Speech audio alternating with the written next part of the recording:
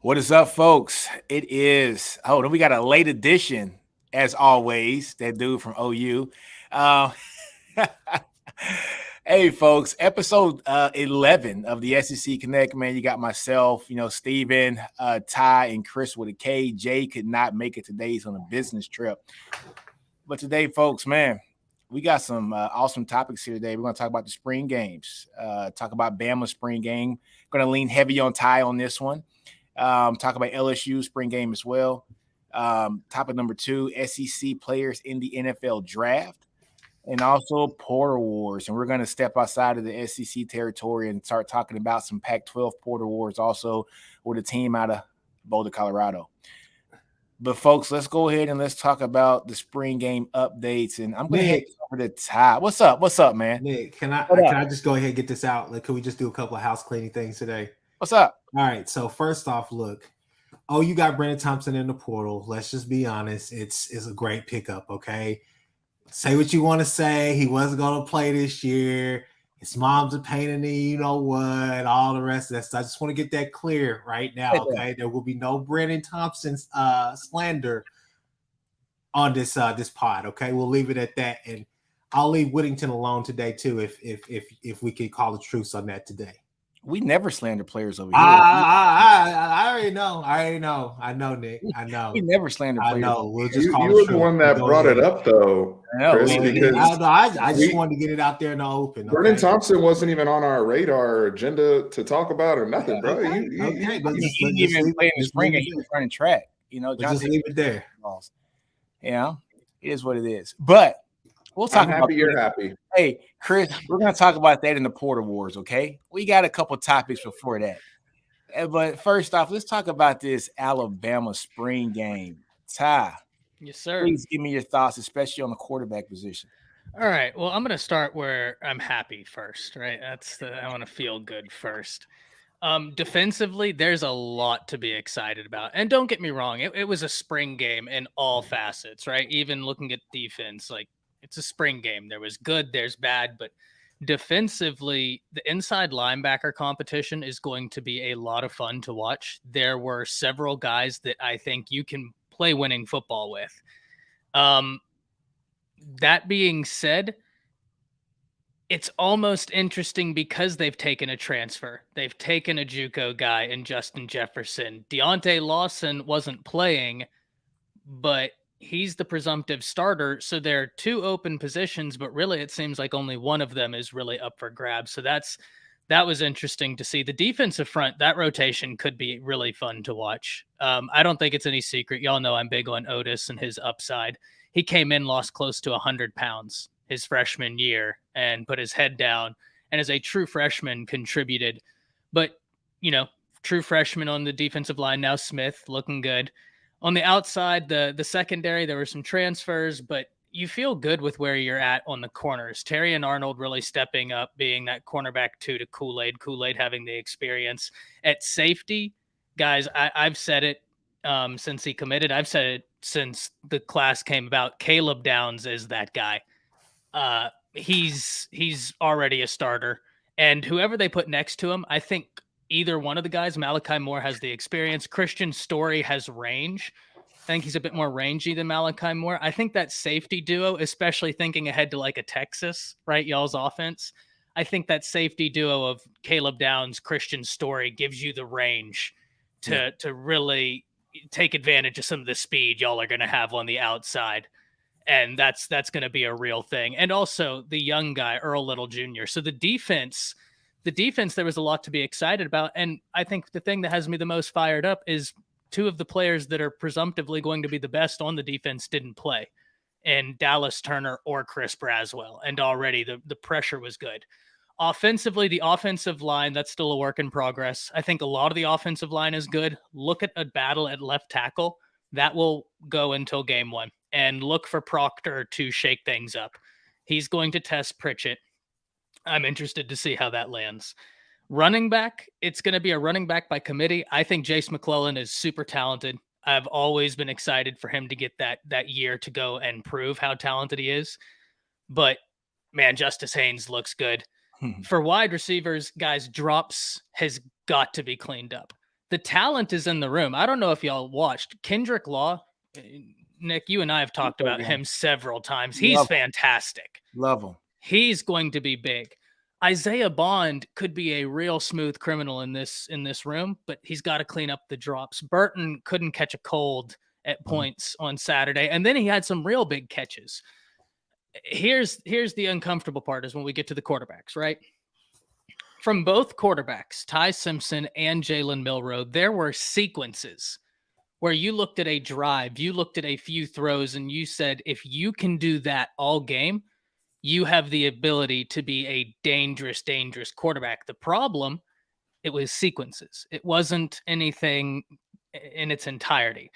Now, apparently Ty Simpson could have dislocated his throwing thumb in the first quarter, like one of his first throws. They showed a replay of that.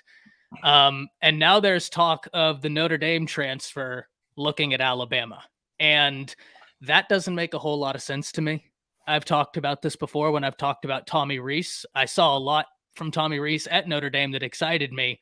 Quarterback play wasn't one of the things. I'm not trying to down anybody. I think Buckner has good upside, but like, it's just, it wasn't something good to watch from Notre Dame. I think all the quarterbacks on Alabama's roster and Ty Simpson and Jalen Milroe, I think they both have higher upside. Personally, the only thing that really makes sense to me in this move is that they're anticipating, and this wasn't my idea, someone said this on Twitter, that they're anticipating a move from one of the quarterbacks, that they could hit the transfer portal, and that they don't want to be left in a situation with two true freshman quarterbacks as the backup. So that's about the only thing I can think of. But outside of that, man, as far as the spring game goes, look, there was a lot to like. There's a lot that needs to be cleaned up, but I'm really pumped up for the year. I think there's a lot of possibilities, which always makes excitement. Steven, how about you, man? So I actually want to start with Justice Haynes. That's one of the first guys. The dude, let's be real, he's rocking 22. He looks like Mark Ingram. I hate to do comparisons, right? I hate but like to do it a little uncanny, yeah, no doubt.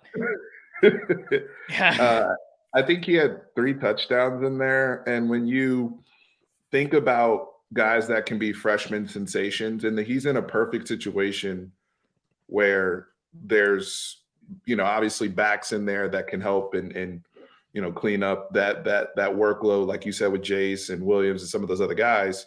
But also Justice Haynes just looks explosive, and I think he's going to be a fantastic player. In terms of the quarterback aspect, my whole thing is Jalen Milroe has an elite trait that he does offer with his legs. I agree. And so while we were, the uncertainty with who runs the offense and all of these other components, if Alabama's kind of going to this Tommy Rees style where we're getting, kind of getting back to that smash mouth element of football, and then, a lot of play action to all these talented receivers, that young freshman is there that we were in competition for from Longview. That's now on your side as well. I just think that if you marry that up with what Jalen Milroe offers you as a runner, that's a lot to work with. I mean, you just got to go back to the Blake Sims days, Jalen Hurts early days. Bama's won like that before. I think a lot of the talk about, we're worried about this, and that, I think it's a little overblown, in my opinion.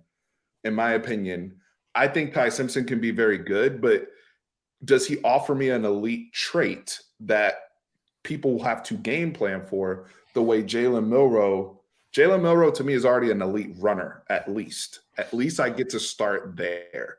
And then I can kind of phase everything off of that. And Bama's won that way before. So I just think that you guys are a little spoiled because of the recent passers you've had, whether it's Tua, whether it's Mac, whether it's Bryce Young. So you're comparing, I'm not even talking about Utah. I'm just saying. No doubt. I don't disagree. Right? So that comparison is being made with these young guys that need seasoning, obviously, to guys that were some of the most polished passers in college football and playing in the most polished passing offenses. So I think we have to have a little bit of grace there. And I think Jalen Milroe, I think he should be the guy to start out. Now, as a Texas fan, getting ready to obviously play you guys very early in the season, yeah, I do see some things that we can take advantage of when you guys have to drop back and throw the football. Absolutely. But I think your best bet to start out, I think, would be Milroe, in my opinion, Nino. Yeah, hey, I'm with you guys. Milroe scares me with his running ability. Just like you said, Steve, he's elite. He's elite at running the ball. We got to see a lot of him in high school, just being out there in Katy, Texas. So, I mean, he was just electric. He was one of my favorite players, I think, in that class that year. But, yeah, he's one of those guys, and I think in the right situation, he could be very electric and very explosive in the offense. But there's a comment that was up here that said, Bama always plays very well when they don't have a playmaker at the QB position, and Ty, we talked about, like this before, where either it's McElroy or it's McCarron, Coker. They won championships with Coker, right? When it's wild, right? So when Bama simplifies things and Saban does what he really wants to do, is just pound the ball, I think he can get away with it for a season, not for and like a total identity change here for a 3 or 4 year period. But I think for a season, he can get away with it, especially with those running backs he has, and just keep it real simple. I think he's going to do that this year for the defensive side of the ball, getting Kevin Steele. And I think for the offensive side of the ball this year too, if he keeps it simple, wins boring games, I think he has the talent to, like to actually do that. And I think Jalen Milroe gives him the best opportunity. Nino, can I add one point there that I just thought about while you said that? What ultimately is going to win the job is decision making and who can just take care of the football. There's a lot there to work with. Justice Haynes is going to be awesome. You guys can't have a guy that's throwing 3 picks, right? Yeah. Or fumbling and or making poor decisions. Even if they miss throws or they're not the most surgical passer down the field. If it's a guy like Jaden Daniels last year for LSU, who wasn't the best deep ball thrower, but I think he threw 2 or 3 picks the whole season and was very, very careful with the football, didn't put the team in bad situations. Brian Kelly's like, yo, we can win with that. I feel like that's the kind of situation Alabama's in right now. Well, here's the thing. I'm going to one-up you both because I completely agree about Jalen Milroe. The reason I'm so confused about Tyler Buchner, and I think that maybe it means they think someone might transfer out, like maybe they're closer to naming a starter than we believe, and they're getting ready for the implications of that. I think you can win. You can play winning football with either of these guys. To your credit, Stephen, Milroe does have an elite ability. His running is elite. And what you can do with a power rush attack, like Jant says, you insert 12 personnel, that running back room with Jalen Milroe, that power rush could get nasty to the point where in the fourth quarter, your front just doesn't want to be there anymore. Tap out. And that could be a thing. With Simpson, he's got some mobility too, but that's what I would classify it as. He's got some escapability. But it's not something that you're just like, dear God, if he escapes the pocket, we've really messed up. He has a bit more consistency to his passing, but the reason why I get so confused about the Tyler Buchner situation, one, I think both of those guys have a higher ceiling, not to speak ill of Tyler Buchner, but both of you had a great point. Limiting turnovers. This past year, Tyler Buchner had 3 touchdowns to 5 interceptions. The year before, 3 touchdowns to 3 interceptions. That's not that's the part that I don't understand. I don't have an answer for that. So yeah, I think either quarterback is fine. I'm good with either of those guys. It's just about developing the consistency from both of them. Chris, how about you, man? Well, just to comment on it, to piggyback off of Ty, I'll tell you exactly what it is. You have a quarterback that has the potential to be elite, to be an elite game changer versus a guy that he's already molded into a game manager. So you have a game manager that's trying to follow his former quarterback coach, offensive coordinator, to basically go and manage this offense, basically to be a caretaker for a year until somebody else comes in. From an outside perspective, that's what I see. I see Milroe being the guy that could really hurt teams early on with his legs. But the question is can he work the field?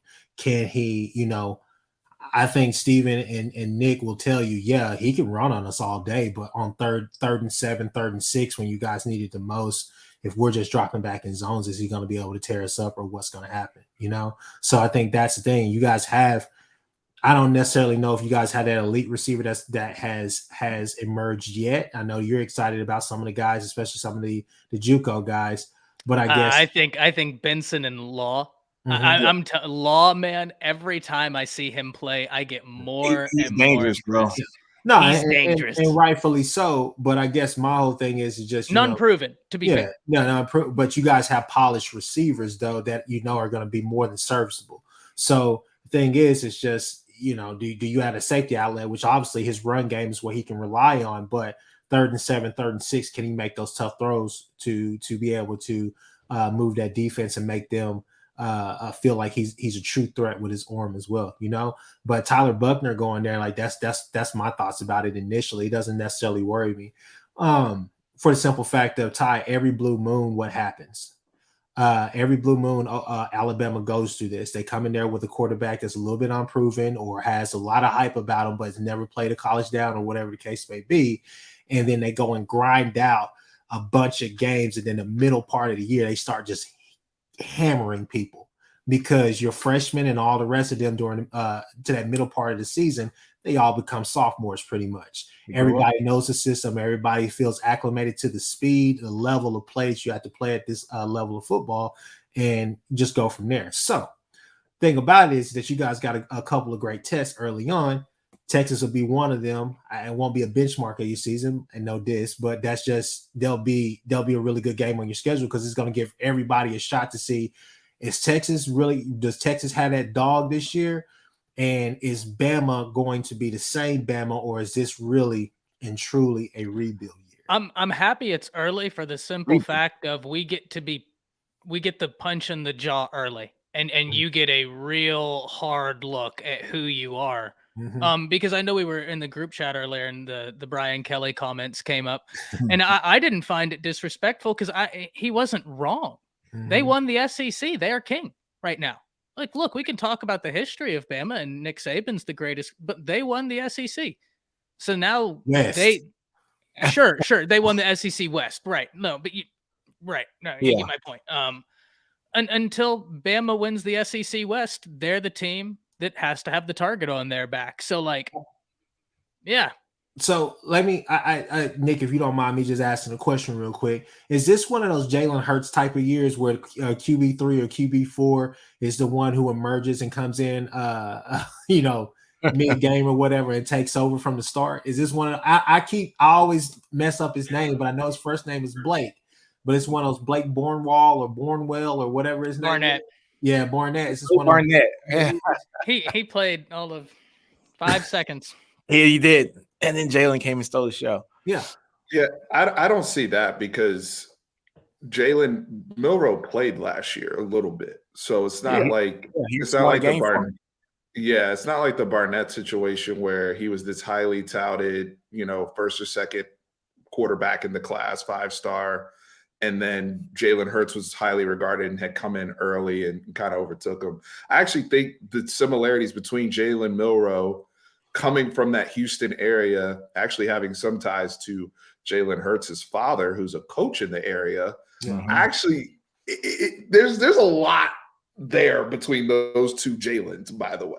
I don't know. I just feel like this, Chris, to your point, I actually get vibes that this season, this offense, if it's Jalen Milroe that ultimately wins the job to start, I think this offense is going to look a lot like that Jalen Hurts. What was that, 2016, 2017 Alabama offense that he ultimately ran and piloted that first year? Very run heavy, very power run, but a lot of play action, taking your shots where you can. And honestly, Steven, they can win a lot of games like that. I mean, the offensive line's there for them to do it. I like a lot of pieces to the offensive line, and what encourages me is some of the young guys, and I mean freshmen, Proctor and Olas Alinen, 2 young guys that they said are really turning heads, and you need that depth. My goodness me, you need that depth. What did I tell you? Proctor's eating humans. That kid is huge, man. For some of the freshmen in this, I don't know if y'all also saw it, but I had to text somebody It's very well connected in the Alabama world, and it was about Quay Russaw, number 49 in that spring game. I don't know if there's a screenshot of him standing there, and he looks like just a behemoth of a human being, number 49. There's a lot of these freshmen that came in that are going to be big for Bama. This was a big class for them. Exactly. Can we it was mentioned earlier about LSU and BK. Yeah. I have some takeaways from the LSU spring game. Let's do it. Let's do it. That team, with what coming off of last year and just some of the components that are there returning on both sides of the ball, I think there has to be real conversations about the expectation being for them to try to make the college football playoffs. In all seriousness, I mean, when you look at they had some brother out there that's like a fourth-year senior that caught like a one-handed pass and ran 80 yards for a touchdown with the safety coming over his neck. It was one of the most ridiculous plays I've seen. Kyron Lacy. Yeah.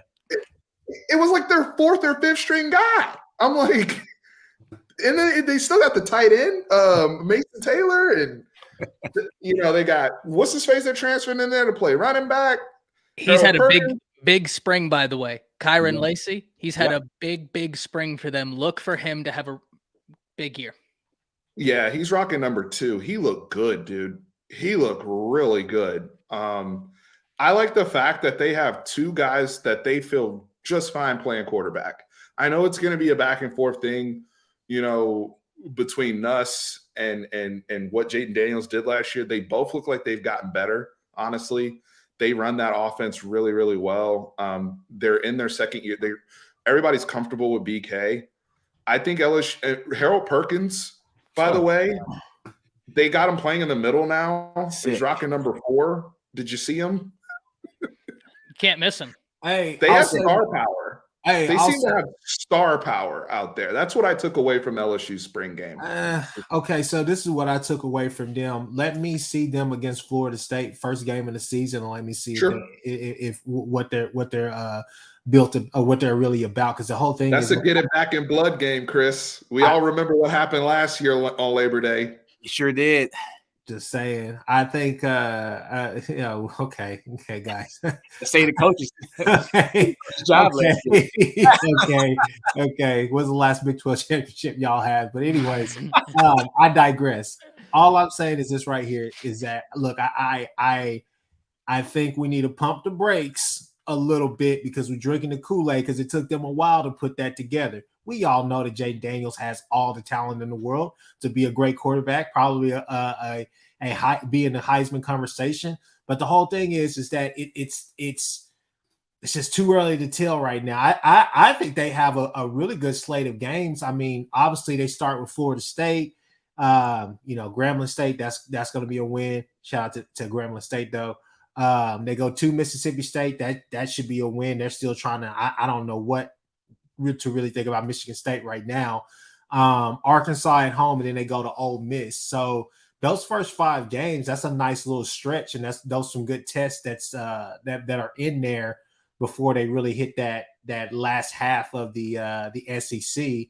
And for some odd reason, they schedule Army before Bama, but they put a bye week in between that. So they have a good schedule. They have a good schedule. They should damn near go undefeated, if not undefeated. But I just kind of pumped the brakes on them because at the end of the day, can we really trust Brian Kelly?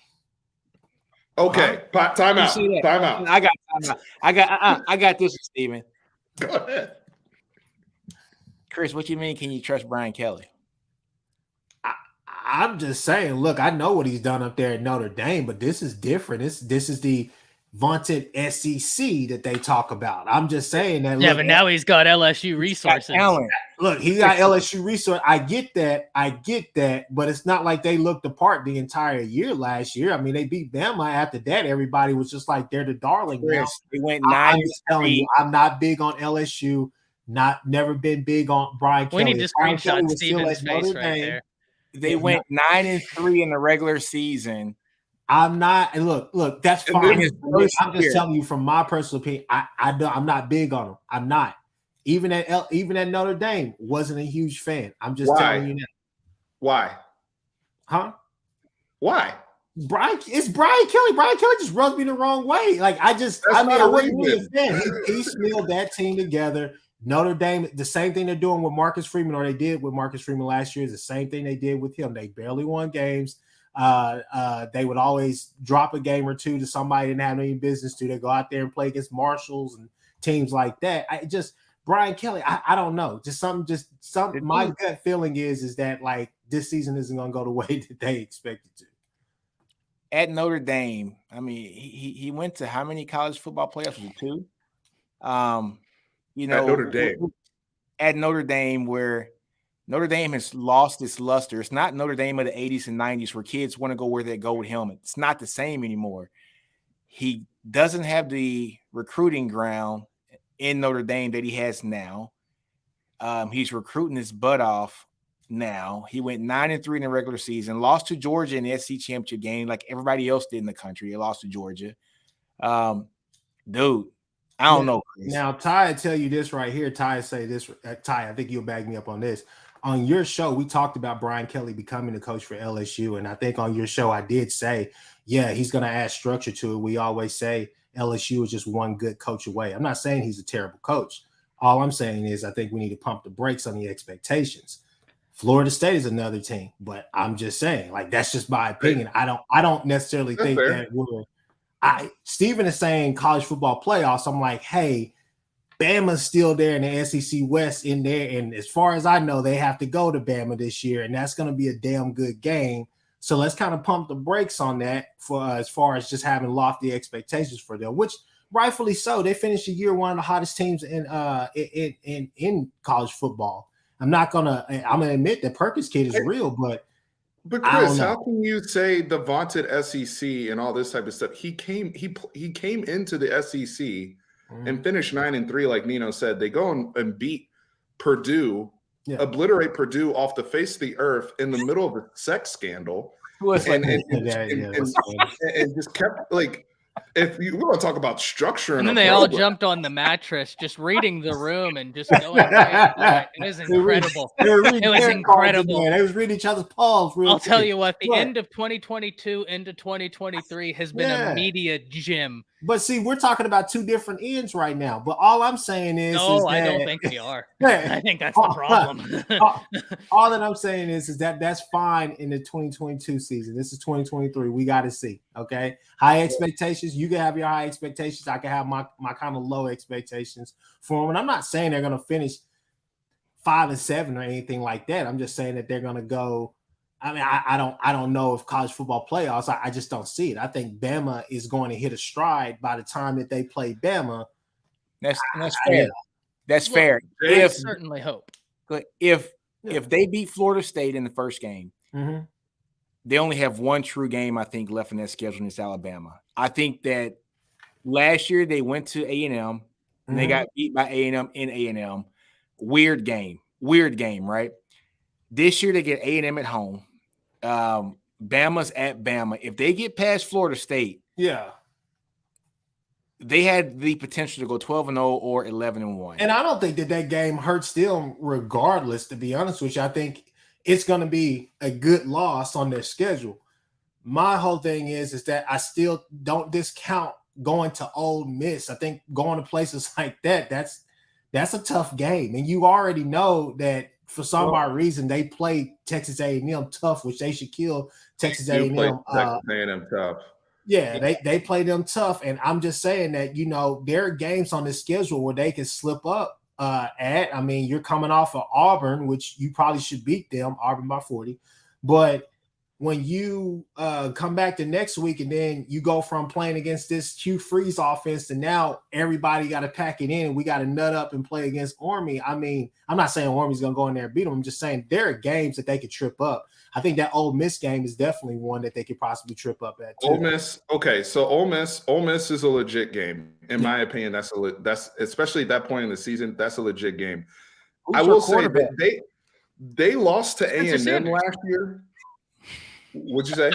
I said, who's their quarterback? I said Spencer Sanders. Spencer I said, Sanders. game If it's over. Spencer Sanders, What shut kind of up. question Hey, is they that? going undefeated. Game Don't over. worry about it. It's Don't over. worry about anything I understand. It's not valid. Shit, it might be Will Howard at that point. Hey, I'm just letting you know. But the A&M game last year that they lost, that's become a weird rivalry where you start to kind of throw some things out. However, I think LSU was in a weird place because at that point they knew they were going to play in the SEC championship game, but they also kind of knew they weren't going to make it to the college football playoffs. So the game, how much that game really meant to them in that moment versus kind of looking ahead to playing Georgia, I take that with a grain of salt, me personally, that A&M game. And A&M played really, really, really well that night. Mm-hmm. They really, really did. Like that was lights out. They showed a lot of potential. So my big thing with LSU is this, right? If they have the ability to generate consistent offense, they're dangerous. I mean, dangerous. And you're right. The fact that the transition has gone this smoothly, we have to remember there were reports of some of his girlfriends coming to practice and basically hanging out and getting involved in the I cannot wait for the 30 for 30 that is going to grace us out of Baton Rouge. I mean, what we know now, Coach, as they always say, what you know is only a fraction of what you don't know, right? And so what really happened there, that would be a treat. But when they have consistent offense, they're dangerous. And the weird thing is I can't believe I'm about to say this because Chris will attest to, I've been a big fan of Jaden Daniels for a long time, going back to Arizona State before I knew he was coming to LSU. But Nussmeier is dangerous, guys. Exactly. Like Nuss is dangerous. We've been talking that for about 3 months, right, Ty? We've all been saying that. He's dangerous. Now, don't get me wrong. If you unlock Jaden Daniels from his freshman year, if he gets back to that level of confidence where he's throwing strikes deep and running the football like that, because we got to remember, he was their best rusher, if I'm not mistaken. Didn't he have the most rush yards for LSU last year? Yeah, last year they didn't run the ball great. They had a couple different guys in there mixing it up, but now they're adding Noah Kane from Penn State. Good addition, yeah, a really good pickup. Noah Kane, great addition, good pickup.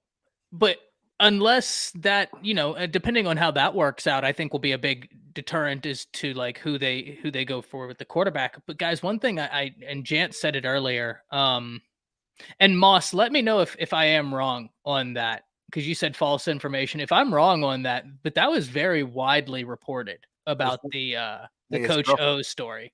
I mean, man, he had Instagram pictures with his girlfriend in the bed with him while the dude's wife is fighting for. I don't want to. Man, is what. Yeah, if I'm wrong, I'll certainly. But yeah, it's, allegedly.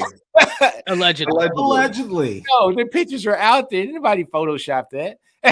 We talk about Harold Perkins, and deservedly so. But guys, y'all know how much better he's going to be when Mason Smith comes back healthy and he starts plugging up the middle.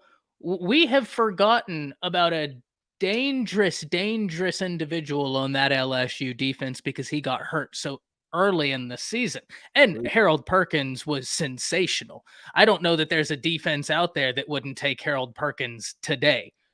I mean, genuinely, there are a few guys, we're talking draft. That's a guy that NFL teams are already looking forward to, exactly. Right? Correct.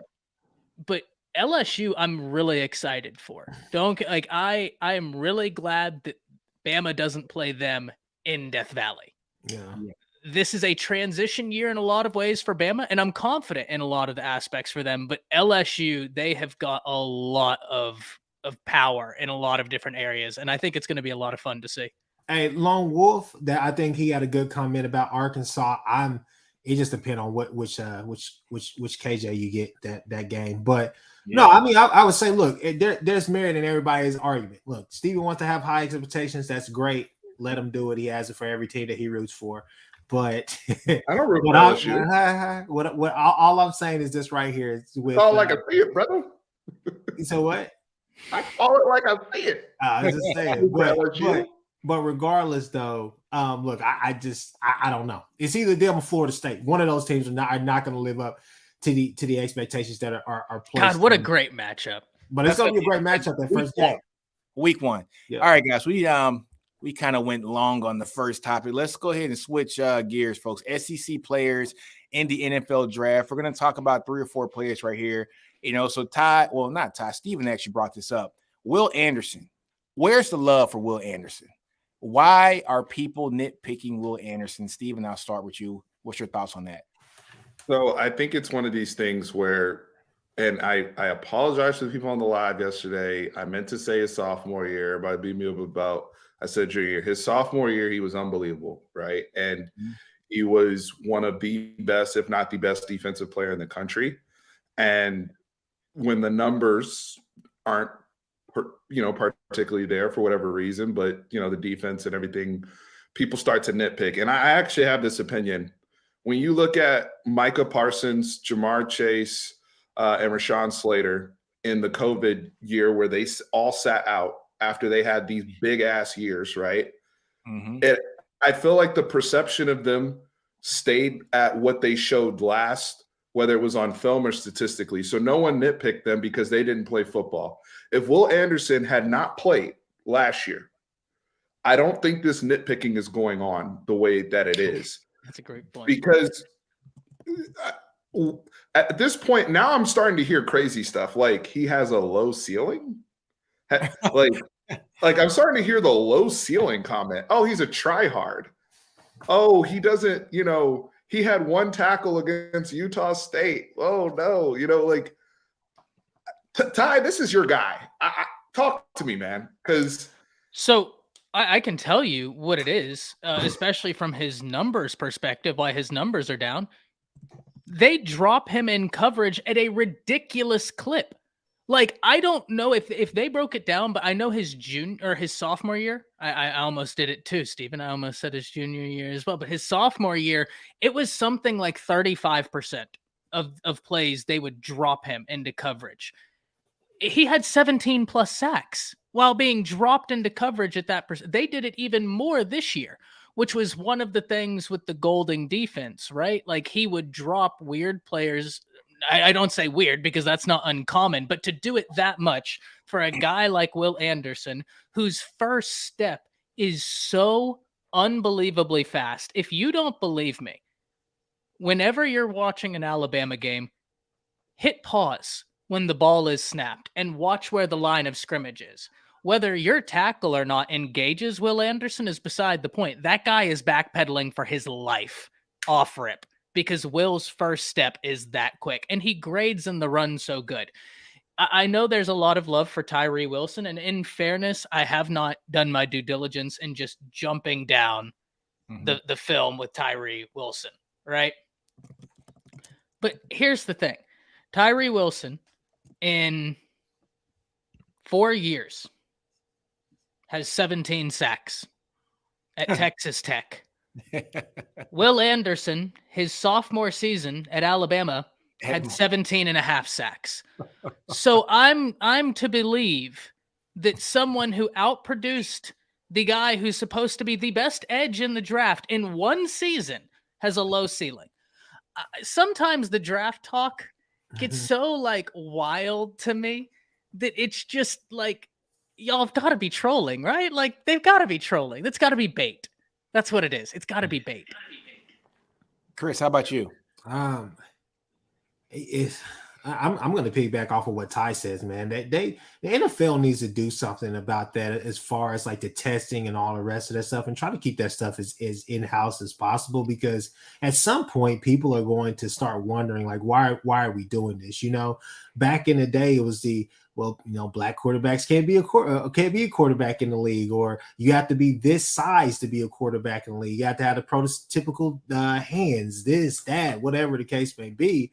It's just people putting on so much damn film.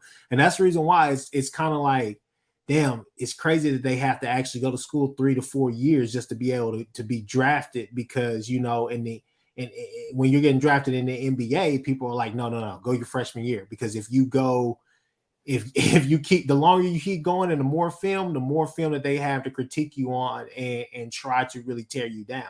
And I don't really see any holes in this game. The Ty hit it on the head. It's Golding. Golding's the problem. When you're dropping your guy back, it's the same thing with Nick Benito. Nick Benito kept getting dropped by Grinch for some odd reason. You're like, no, have him rush Martinez instead of having everybody else do it because he's actually getting home whenever he gets there. You get what I'm saying? Yeah, that changed the whole dynamic of that game for y'all. Whenever y'all were putting Benito either rushing or as the spy, it completely nullified Martinez's ability to be effective that game. But complete night and day whenever they were calling that. But that's the whole thing. When you're in Golden's system and he's running those, exotic sets, what do you call it? The 2-4, 2-4-5, 1-4, whatever it was. I try and forget. It's just, I mean, you're not putting your players in traditional spots where they're most active at. You're trying to move him around and get him the best matchup because you put so much game playing in it. And you guys said it so much, Ty, you and Jance. Man, when he simplifies the scheme for them on occasions, they just go out there and work wonders. Because, you know, I was listening to Dusty Dvorak talk about like OU today, and I thought he had a great point about just defensive linemen in general. Man, sometimes it's like we're doing so much stunning, so much twisting, so much scheme and all the rest of that. Why don't we just get really good at being able to do our job and beat a guy off the edge with just our moves? You know, how about we just do this instead of putting so much scheme into effect? Because he's like, you know, a lot of these guys in the NFL, they have a ton of moves, but some of them are only using 2 or 3 because it works so much because they perfected that. Mm-hmm. And so that's something that I really think about with in this conversation, in this instance, is just the fact that I don't know if he was given the opportunity to go crazy. I'll say that. But in Golding's defense, with some of the things that he would do, you can go to the Texas A&M game that they talk about, and then some of these other games. But I kind of put the blame more on him than I do Will Anderson, because I think that when you look at the film, it's evident that he was being asked to do some things that he, you know, that's not really his game. Jance has a few really good comments. One of the comments he had was earlier, and he said that some of the longer tackles gave Will a bit of trouble. And that's to Texas, right? The longer tackle. But to Sam's point, like in basketball, if you have to be double teamed a lot, you're probably really good player. All right, so Ty, this is my only comment on this one, and I like Will Anderson. I'm going to piggyback off of Jance's comment. He just put you know, people want. Did you see my question? I asked him in the chat. No, that's fair, Jance. But hold on, that's fair, Jance. Yeah, it's good. Yeah, but this is my. I don't know. This is my only thing about Will Anderson. Is he Myles Garrett? Is he Von Miller? I don't know. I think he actually comps a little bit closer to like a Von Miller with what he was asked to do at Bama, where he was just getting everywhere. Mm-hmm. When you ask him to just go get the quarterback, he is so fast. But no, I don't know that he's either of those guys. So I think he's just Will Anderson. That's the thing with this draft is that I don't think there's many players in this draft where we can say that these guys are going to be elite when they get in the league. I think a guy like Will Anderson, I think where people are talking about the ceiling, I see Will Anderson being a guy that could potentially get you 8 to 11 sacks a season for a long time. Will he ever get 15 plus in the NFL? Maybe not. I see him a consistent 8 to 11 sacks a year. And for that, I think that's where people are getting kind of conflicted is there truly a great player and an elite player for the NFL in this draft at any position? And so I think that's where people are getting hung up when it comes to Will Anderson, because they're seeing guys in the past who will come out at the end position or the outside linebacker position, and a Myles Garrett and Von Miller, who you knew off top. Once he got to the league, they had the length, the size, the measurables, and they had the production that these guys are going to be outstanding when they got to the league. And I think that's going to be the hiccup with him. Yeah, I think the best situation for Will is just let him go get the quarterback. Exactly. And you're going to love what you get. Gotcha. All right, another player. Go ahead, Steven. There's the thing with all these guys though is we focus so much time on the players and we don't focus enough on the organizations. It's really where are they going and how are they going to be utilized. We just spent time talking about Golding. Are you putting these players in the best position to be, utilized to their capabilities? I think there's a lot of guys that have all pro potential and are willing to have the work ethic and willing to say, hey, I'm willing to sit at your feet and teach me, right? Teach me, coach. But because I want to transition, Bryce Young, your quarterback, Ty, right? Bryce Young right now, I think he's going to go number 1 to the Carolina Panthers. From everything I've heard, sounds like he's going to be the guy. I think that's a tremendous situation for any of these quarterbacks to get drafted into. And I'm really happy if Bryce Young ends up in Carolina, because that's not a stereotypical team that normally has a number 1 overall pick. Because the last week of the NFL season, they were fighting for the playoffs. They trade up to get that spot. That's a team that almost made the playoffs with no coach last year. Now you have Frank Wright, you have Josh McCown, and you have Jim Caldwell, all in that brain trust, offensive brain trust. You add a Bryce Young in there. I think that's as good a situation as you can ask for a young player coming into the league versus going to some of the disaster, toxic-ass organization that some of these guys end up in. And then we turn around and point the finger and we wonder why they keep drafting a quarterback every 2 years. Well, is it the quarterback or is it you? Exactly. Right? Like, at what point, because you don't even have a plan. I feel like Carolina actually, I've seen Frank Reich develop quarterbacks. I've seen Jim Caldwell develop quarterbacks. I know Josh McCown he's been interviewing for head coach jobs. If you put those 4 people together on a team that was 1 game away from winning the NFC South last year, that's as good a situation to come into if I'm a Bryce Young versus some of the other situations that a Will Levis or Anthony Richardson or CJ Stroud might end up in.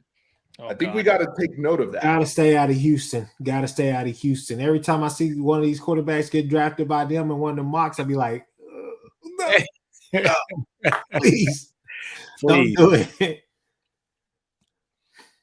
Yeah. Hey, I'm a big Bryce Young fan too, man. My thing is, Ty, I'm going to send this over to you. What's your comp for Bryce Young? I don't know. I think it's interesting because my comp is one that's a little bit off the wall. At least it was when he was young, like when he first got to Bama. When he first got there, he reminded me a lot of Brett Favre and like his ability to manipulate the pocket and what? We got to screenshot Chris's face. I'm getting that one. We got to screenshot Chris's face. I'm telling you, bro. But I'm saying when he first got there, when he first got there, like his motion and everything, it reminded me a lot of Brett Favre. And I'm not the only one to have said that. You listen to like a lot of the people that had him out of like high school and stuff. That was a common thing. But yeah, they listen to the people who break down the stuff. That was a common take, not just by me. Now it'd probably be like a Drew Brees or Russell Wilson. Russell's thicker, right? But his ability to navigate the pocket with his eyes downfield is just uncanny. Yeah, my only thing with Bryce is his size, man. 185 pounds. That's going to be tough, 17 games, probably not having the best protection. I mean, granted, Steven did say Carolina was right there at the doorstep of making the playoffs. Yes. But at Alabama, he was the big dog as far as games. Every game he stepped in, his team was expected to win, at Bama. He had the better talent there all the time, every time. So my only worry is I do not want to see that dude get hurt. I love watching him play. I mean, I think he's outstanding. Arm talent is crazy. Just a good kid too. You know what I'm saying? So look, I like him. My comp, I do like this lesser Steve Young, but Steve Young was more of a scrambler, and people don't really want to realize how much of a scrambler he was when he first Great came in. runner. Yeah, a great runner. Not saying that Bryce isn't, but he's just not that kind of guy. My comp for him, I don't know. It's difficult. I don't want to said it. Brees. Trey said it. Trey's in here. Yeah. Trey said Drew Brees. I don't want to say Drew Brees because I think I say Drew Brees just because of the size factor, right? I think Bryce's arm might be a little bit stronger than Breeze's. I don't know. That's a tough comp for me. I say Breeze because of the way he moves around the pocket to extend when Breeze was younger, right? I think we kind of still remember the Breeze that was, falling apart and had dementia at the end with the Saints. But the Breeze of the mid 2000s and early, like when he came up, he had like basketball player athleticism. People forget Drew Brees was a hooper and could move around the pocket and was really, really creative and cerebral with things. Bryce Young's creativity in his mind, to me, are his X-Man abilities. But yeah, I mean, when you have a guy that's under 200 pounds, and I don't care what he weighed in at the combine, that was water weight. It's concerning. It's concerning. Like you can't, especially if you're taking the guy number 1 overall. But everybody else, like there's other. Just to transition the conversation because we got a lot. We only have a few minutes left, but we got how many SEC quarterbacks in this draft that could go in round 1? Will Levis. Let's talk about Will Levis. You want to talk about Will Levis? Go ahead, Nino. Nino has some hot takes about Will Levis. Go ahead. All right. Hey, Chris, I'm going to let you handle this one first off. Will Levis. What's your thoughts on Will Levis, Chris? We're really having this conversation? Will Levis is going to go to Indianapolis and do absolutely nothing. He's a Colts guy. The 4th pick in the draft. Colts guy. But I can't talk because people have been trashing me left and right, including Ty. Ty said Ty will tell you he hasn't. But Ty knows who my guy is, who I'm saying, look, is going to have a hell of a career. Who? Ty, tell him who it is. I have no idea. Oh, you already know. Ty, come on, man. We just talking about this. Anthony Richardson. Come on, man. Richardson. Oh, yeah, Now, I will say that Chris is a big Richardson fan. But getting back to Will Levis. Let's talk about Will Levis for a minute. I'm hearing so many comps of Josh Allen. It's like, all right, folks, stop it. Stop it. All right? Okay, I understand Josh Allen didn't have the best college career. He's playing in Wyoming, folks. I mean, look at some of those games. He was bouncing the ball off people's helmets because they couldn't catch the freaking ball. It's a little different. Will Levis has some SEC talent there. Look, if he's Josh Allen, I will come and I will wear a Will Levis jersey this year on this podcast if he's anything close to Josh Allen. But no, sir, Bob, not happening. I'm not a fan of Will Levis. This is a guy who transferred out of Penn State because he couldn't get the job there, ends up playing in Kentucky. I'm not hating that. People are going to say, well, look at Joe Burrow. He did the same thing. But Joe Burrow was sitting behind first-round talent. Let's just keep it real. He had guys that were drafted in the first round, 2 or 3 drafts in a row ahead of him. He wanted to play and showcase his talent too, right? So he showcases his talent. He becomes the first pick of the draft when he goes to LSU and has that magical season in 2019. Even though 2018 wasn't a great season for LSU, you saw the toughness and the grittiness of a Joe Burrow, and then you saw how he became the guy in 2019. I didn't see none of that in Will Levis this year. We didn't see it at Penn State before. I don't know what the hype is about. It's the measurables. And this is what we were talking about earlier about the combine, right? Is stop with the measurables. I don't care. The guy is 6'4.5" and he's 235 pounds. Can he play or can he not play? Right? I think the measurables matter if you see it on tape. Yeah. If it aligns, as long as it aligns to, like, it needs to verify what we're seeing. Play has to match with the measurables.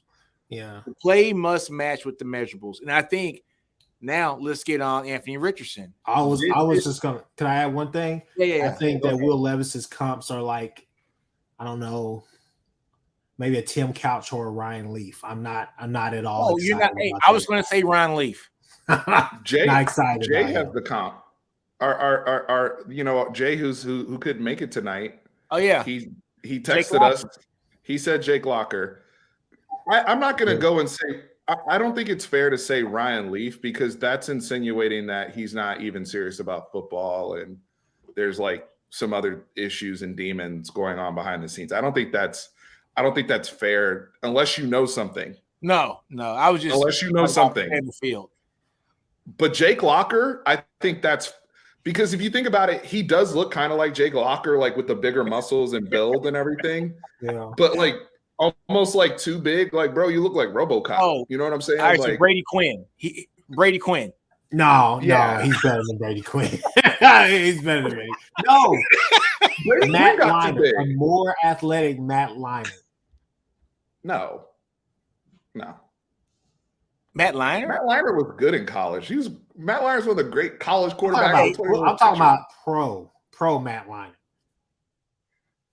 I don't know. Nah, I just think Jake Locker is the good. I like the Jake Locker. I like the Brady Quinn. Look, Brady Quinn. But Brady was good in college, though. I mean, he was good in college. I don't know. I'm just not JP Lockman.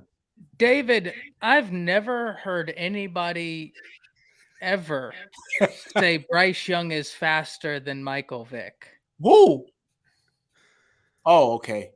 Yeah, I've never heard that. I never heard that either.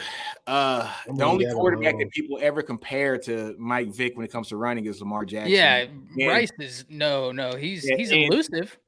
We still don't know what Jackson's 40 time is because he refused to run it. All right. So to be fair to Chris, though, we do need to let him have his Anthony Richardson moment because the case for Richardson is the measurables.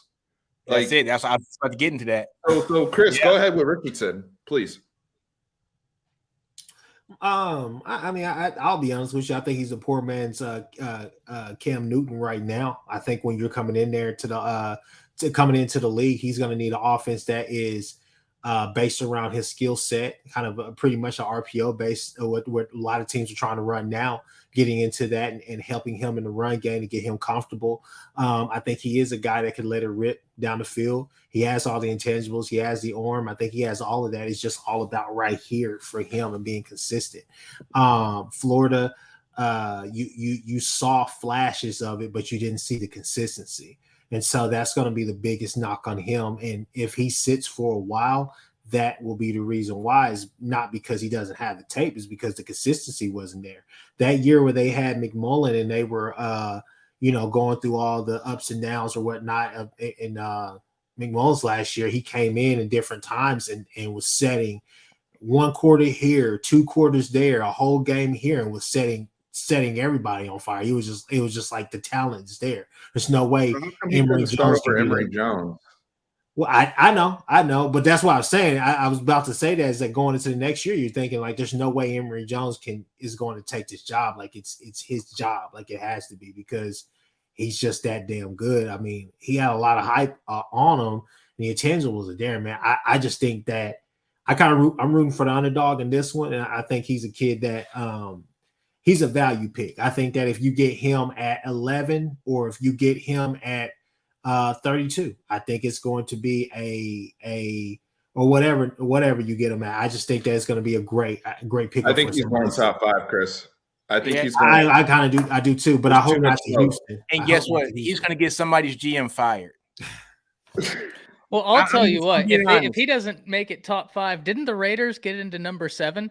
Tell me, is that not the most Raiders pick you've ever seen in your life? I'm telling you, it's the Raiders all over. It's the most Raiders pick you've ever seen in your life. Let me tell you something. What if the Seahawks? He's a great story. The Seahawks are at 5, and they just signed Geno, so they could take Richardson and say, "Hey, we'll develop you. We won't rush you. We want that 5th-year option for the quarterback." So we'll do it because we're a playoff team. We weren't even supposed to really be up here like that. But because of the trade with Russell Wilson, we actually get a free pick, kind of. So we're going to now one could argue they could instead take Jalen Carter and try to soup up the team. But I could see a case there. I do think, Chris, one quick point I want to make about Anthony Richardson. If you're selling me on Anthony Richardson, what helps his case is Jalen Hurts. Because Jalen Hurts came into this league and now he's the highest paid player in football right now. Yeah. And people are saying that Anthony Richardson has the similar work ethic and all this Jalen type of Hurts stuff. won to SEC improve. Freshman of the Year. I No, can't. That's what I I gotta He tie. won I gotta. 26 games. I gotta Be step quiet in with all here. of that stuff. It's because look, the only difference between those two right now, I'll say this Because for one of them I'll say this here, won. is that Jalen had Lincoln. That's it. That's the only thing. He had Lincoln. That's it. But he That is needed the it. only difference. But he needed it. But even Jalen- before he had Lincoln, he won SEC Freshman of the Year. No. Look Yes, here. Look here. he had Look better here. stats his freshman year than a quarterback who's been in college. He has the biggest. Let me tell you, he has the biggest bust opportunity, I think, in the draft. That's Anthony Richardson, and I hope he does great. I do. I hope he does great. But we're talking about not drafting people off measurables and looking at performance. This is a typical. What's the dude from the Eagles back in the day? Mike Mamula, who tested extremely well and got drafted in the first round and was a straight up dud. Because the testing measurables did not match what we saw in the field. Anthony Richardson has some great wild plays that you're like, if he gets it together, oh my God. But his passing was not good at all. Let's be honest. He's not a poor man's Cam Newton. Do you remember what Cam Newton did in college, Chris? I try and forget. I am not talking about college. My goodness, I'm talking about pro players. Here's he's projecting. MVP of the league. He was a pro player. Chris is projecting what he could develop into. Version. I said poor man's version. Jesus. But we haven't even seen that in college. Look, man. Yeah, we've seen a very small sample size, Chris. We've got to pump the brakes, man. We got to pump the brakes and stop drinking the Kool-Aid on some of these players. Let's just keep it real, man. If Anthony Richardson doesn't go out there and run a 4.40 and have a vertical, he's not getting drafted this high, folks. Let's just keep it honest. And let's be honest. This 41 or 44-inch vertical he has, how's that translate to being a quarterback? They would say the explosiveness. Explosive. I need his arm talent, right? I understand. I need your arm talent, right? I'm sorry. It just is what it is. This sitting on my knees, throwing the ball 70 yards. What's that guy do with being a quarterback? Jamarcus Russell did the same damn thing. Sat on his knees and threw the ball 80 yards. Where he at right now? Don't put him in that category. That is what Marcus Russell did more in college than Anthony Richardson. Well, move on to the last subject. Here's what I will say. here's what I will say. He's got the ability to when we look back to be like he was the best quarterback in the class, but he is the biggest risk among the first round. High risk, high reward. That's what it is. High risk, high reward. Yeah. If you're picking him, you better have a plan, though. You better be sitting. It's 50-50. But here's my question. Go ahead. Chris, if you're picking him in the first round, top 5, are you starting him day one? Am I starting him day one? Mm-hmm. Okay. Because see, now this is like, I don't think and look, I could be completely wrong here because I'm not like as up to speed on NFL. I've told you. Well, I'm giving you a real life example. If I'm the Colts and for some odd reason I was to draft him or Will Levis or any of these guys, I still have Matt Ryan and I'm paying a boatload of money to for no reason. So I can afford to sit him for a year or probably at least until the mid part of the season and then bring him in. Get him acclimated through all the training camps that we're going to have. Get him acclimated with the system early on. Then preseason, play him a crap ton. Try to see what he's made of, all the rest of that stuff. Bench him, get him more situated in offense and go from there. It's all about the quarterback that you have in play in front of him. I mean, if he was to get drafted by Washington, I'm not going to sit him behind Sam Howell. I'm going to give him a rock day one and say, let's get it. Let's ball out. And guess what? You're gonna lose, and the GM's getting fired. Well, hell, what does Washington really have besides whatever his name is, Brian Robinson? That's the problem, though, is with the teams when you have a draft pick that high at the quarterback position. If you draft him in the top 10, unless gotta play, you gotta play him. Yeah, you gotta. No, not necessarily. Not necessarily. This is unless it's Seattle. This is not Aaron Rodgers where you drafted late in the first round and he was able to sit behind a Brett Favre and get groomed. All right. you're picking in the top 10. He's going to be expected to play because you're going to look back at this draft, right? And you're going to say after 3 years, I had a first round draft pick that I've given about $20 to $25 million, and nobody's seen a damn lick of film on him. We haven't seen him in a game or nothing. That is the wrong answer. You draft in the first round, that needs to be an impact player that can help your team right away. That's just my opinion, especially early in the first round. I'm gonna be totally honest with you. That's why the San Francisco 49ers are on the phone making phone calls about Trey Lance right now. Exactly. And you start to look at that draft of like, okay, well, we could have had XYZ player because, Jance said something ridiculous earlier. I kind of want to address it about he thinks Jalen Carter is the most overrated player in the draft. But what if Jalen Carter is the Jalen Carter that people thought he was before everything went down, and you pick Anthony Richardson and you end up in a Trey Lance situation 2 years later where the guy's not even playing and he's a distressed asset, and then Jalen Carter ends up being Jalen Carter? You look like an idiot looking back at the draft. Or Nolan Smith, right? Like there's some – because Will Anderson, right? Like what if – because if I'm the Texans, I kind of take the best player available because I heard that they only liked Bryce Young as a quarterback. That's what I heard about the Texans. And they may talk themselves into picking Levis or Richardson or Stroud or whoever else. But to me, I'd rather take the defensive guy, especially knowing D'Amico's there and D'Amico's connection to Bama and all that.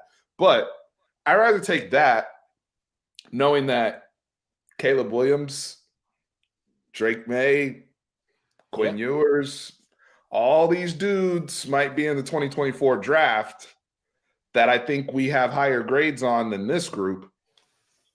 I might set myself up to be in position to take one of those guys next year. That's just me long-term thinking. But yeah, if I'm drafting high, if I'm drafting in the top 10, you're playing. I need you to play. I can't expend that kind of capital on a player that I have to sit and develop if I'm drafting you in the top 10. I can't wait to have this conversation next year. It's gonna be great. Yeah, so we talked about that. Let's talk about Jalen Carter. Steven brought up Jalen Carter.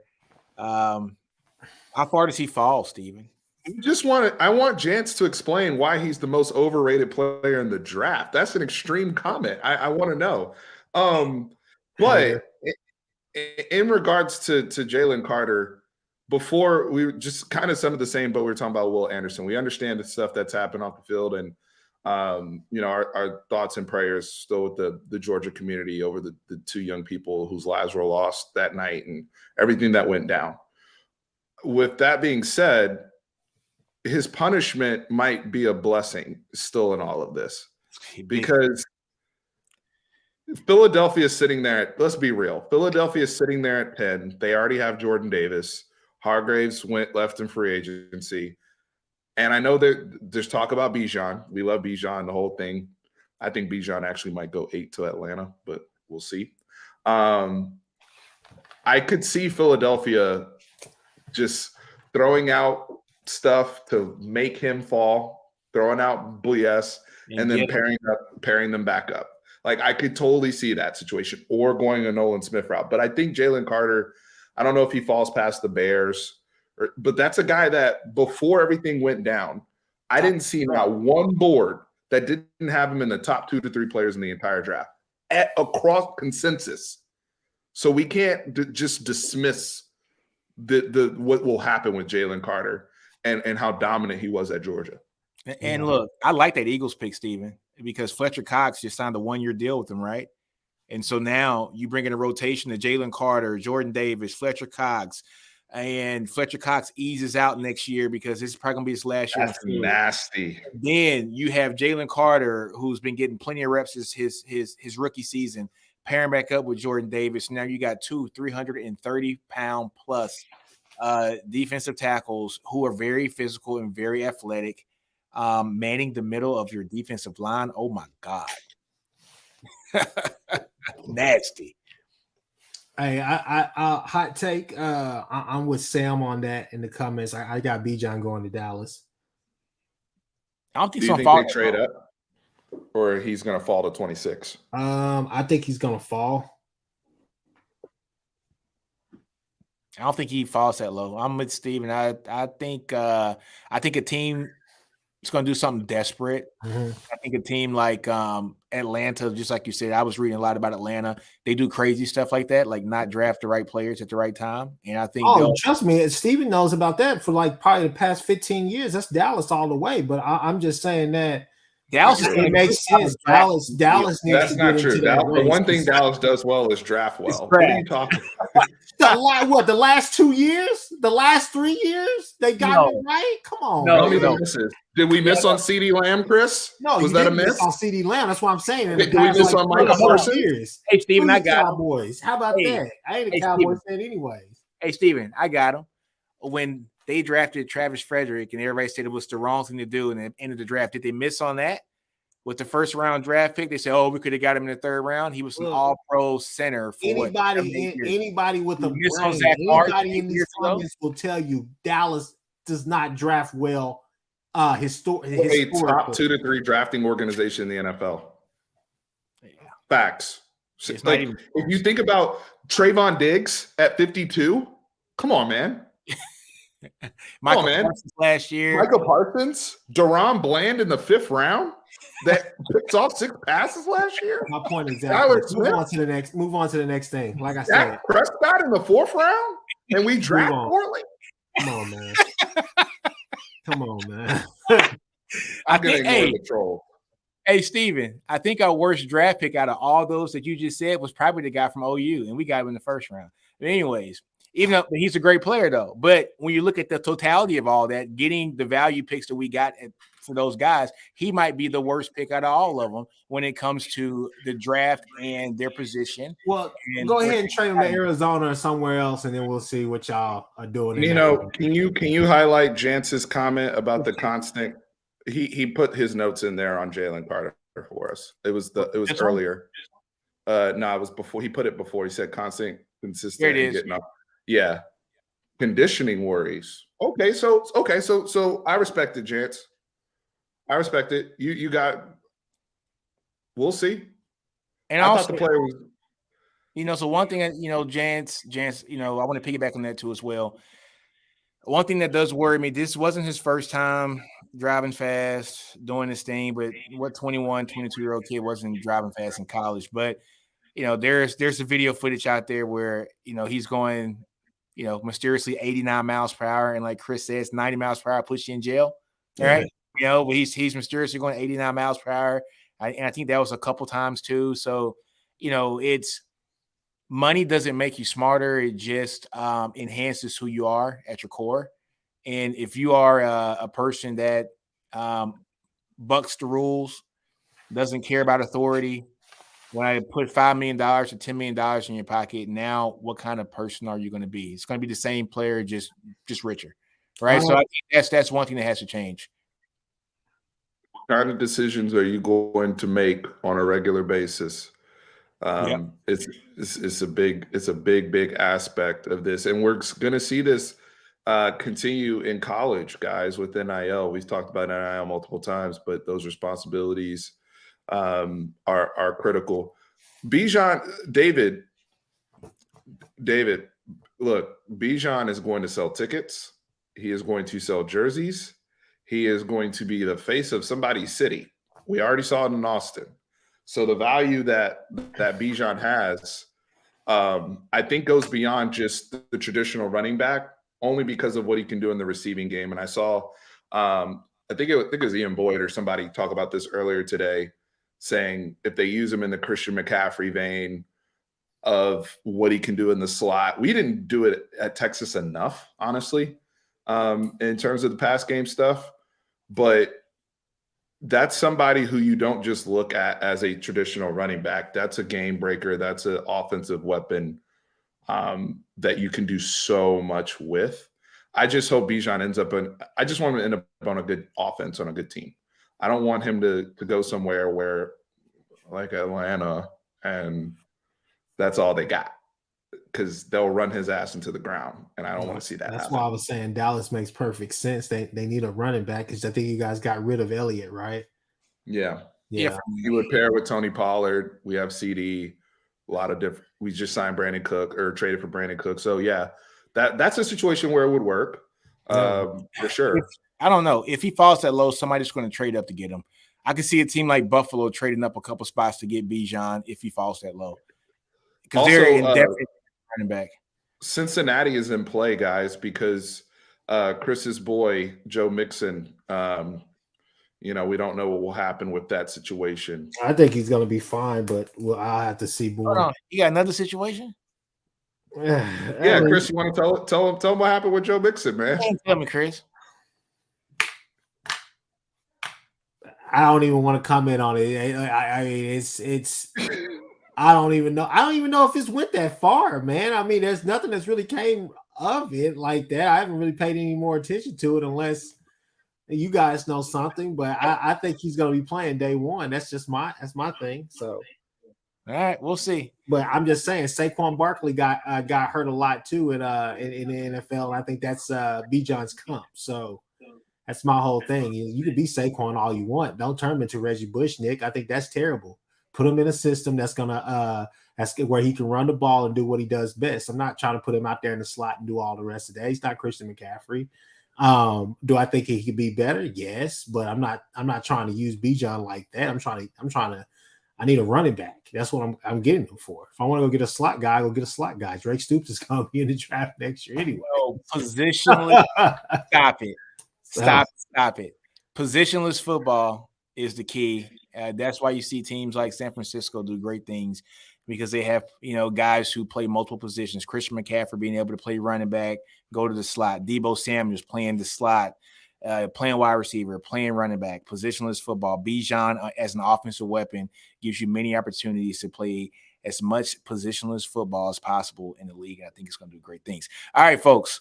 Last topic. We only got a few more minutes. We're already kind of over, but let's talk about some portal wars here. And I think I'm going to, dive a little bit outside of the SEC, and we're going to the Pac-12.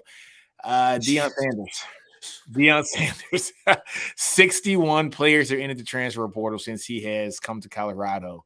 Thoughts on that? I thought it was 51. No. I think it's 61. I saw a stat today. It was 61 since he came. Yeah, go ahead, Ty. mean, look, he took, what was it? Something like 40 combined so far in the recruiting class and transfer portal. So they have like another 20 to go. They have 49 total coming in. Yeah, so I think they have like 20 scholarships available on the team. Right. I think they returned like 17 players plus the 49 coming in. Plus there have been 2 today. I don't know if you included those. Yeah. So that'd be, you got the guy from Florida State. Two guys from Florida State. Yeah. Oh, he got Lando says he got 62 coming in. So I mean, look, they're not. They might be not as far off from scholarship. 49 coming in plus the scholars. Orlando, do they have 62 or 49? That's Trey talking, by the way. And, like he hit 62 coming in, and then he replied, "They got 49 coming in." Those are 2 different numbers. That's 49. Yeah, I think it's 49. So yeah, look, they got a lot, but I'm not inherently shocked because he said he was going to do this. He said he'd bring in Louis luggage. Like he said, now here's my question. And this is my biggest question. How are you going to deal with depth? Because you're only going to be able to get so many guys out the transfer portal with the pitch of leave where you're at right now, where more than likely you're a depth piece, to come join me to be a depth piece. How many guys are going to look at that and be like, that's the pitch? I have no doubt that he's going to be able to attract talent, like guys who can push for playing time. Yes, he's so charismatic. There are great coaches on that staff, but it's the necessary depth pieces where I'm just like, what's your pitch to them to say, hey, I know you're a depth piece on your team right now, and that's why you're entering the transfer portal, but come be a depth piece on Colorado. And then the question of film, like releasing film. I don't know what the deal with that is.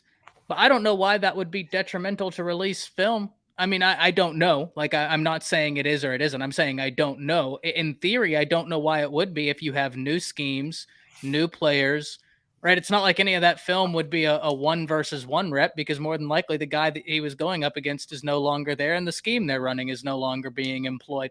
But I don't know. I could be wrong there. So but yeah, The film thing. So typically, the way I've seen it happen is the players will take the film from on their phone or their iPad of the clips that they need. And but if they haven't done that in advance, because a lot of times it's just screen recordings, or you work with your video coordinator or whoever it is on the team. These teams have like big ass video. We all know this, but like you kind of work directly with that person to get what you particularly need. And then from there, I mean, because to be fair, if there's a big conversation on, are we talking about film from the previous staff, previous organization? Or are we talking about film from this spring? Because, Chris started this off by mentioning Brennan Thompson, for example. Brennan Thompson said, hey, I want my practice film to go to OU. No.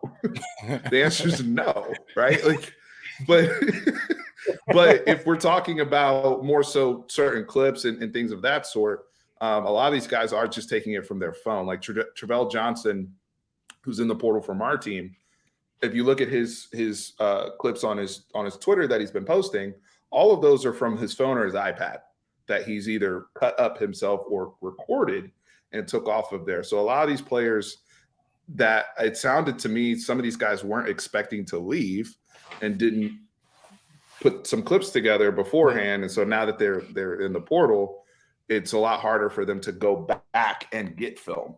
That's kind of what I'm seeing based upon how I've always seen kind of the practice film thing go in other situations. and there were other guys that had practice film to release, so I didn't understand where some people were able to do it. RJ says he thinks it's cap. It didn't sound plausible to me, but I didn't know. That's why I brought it up.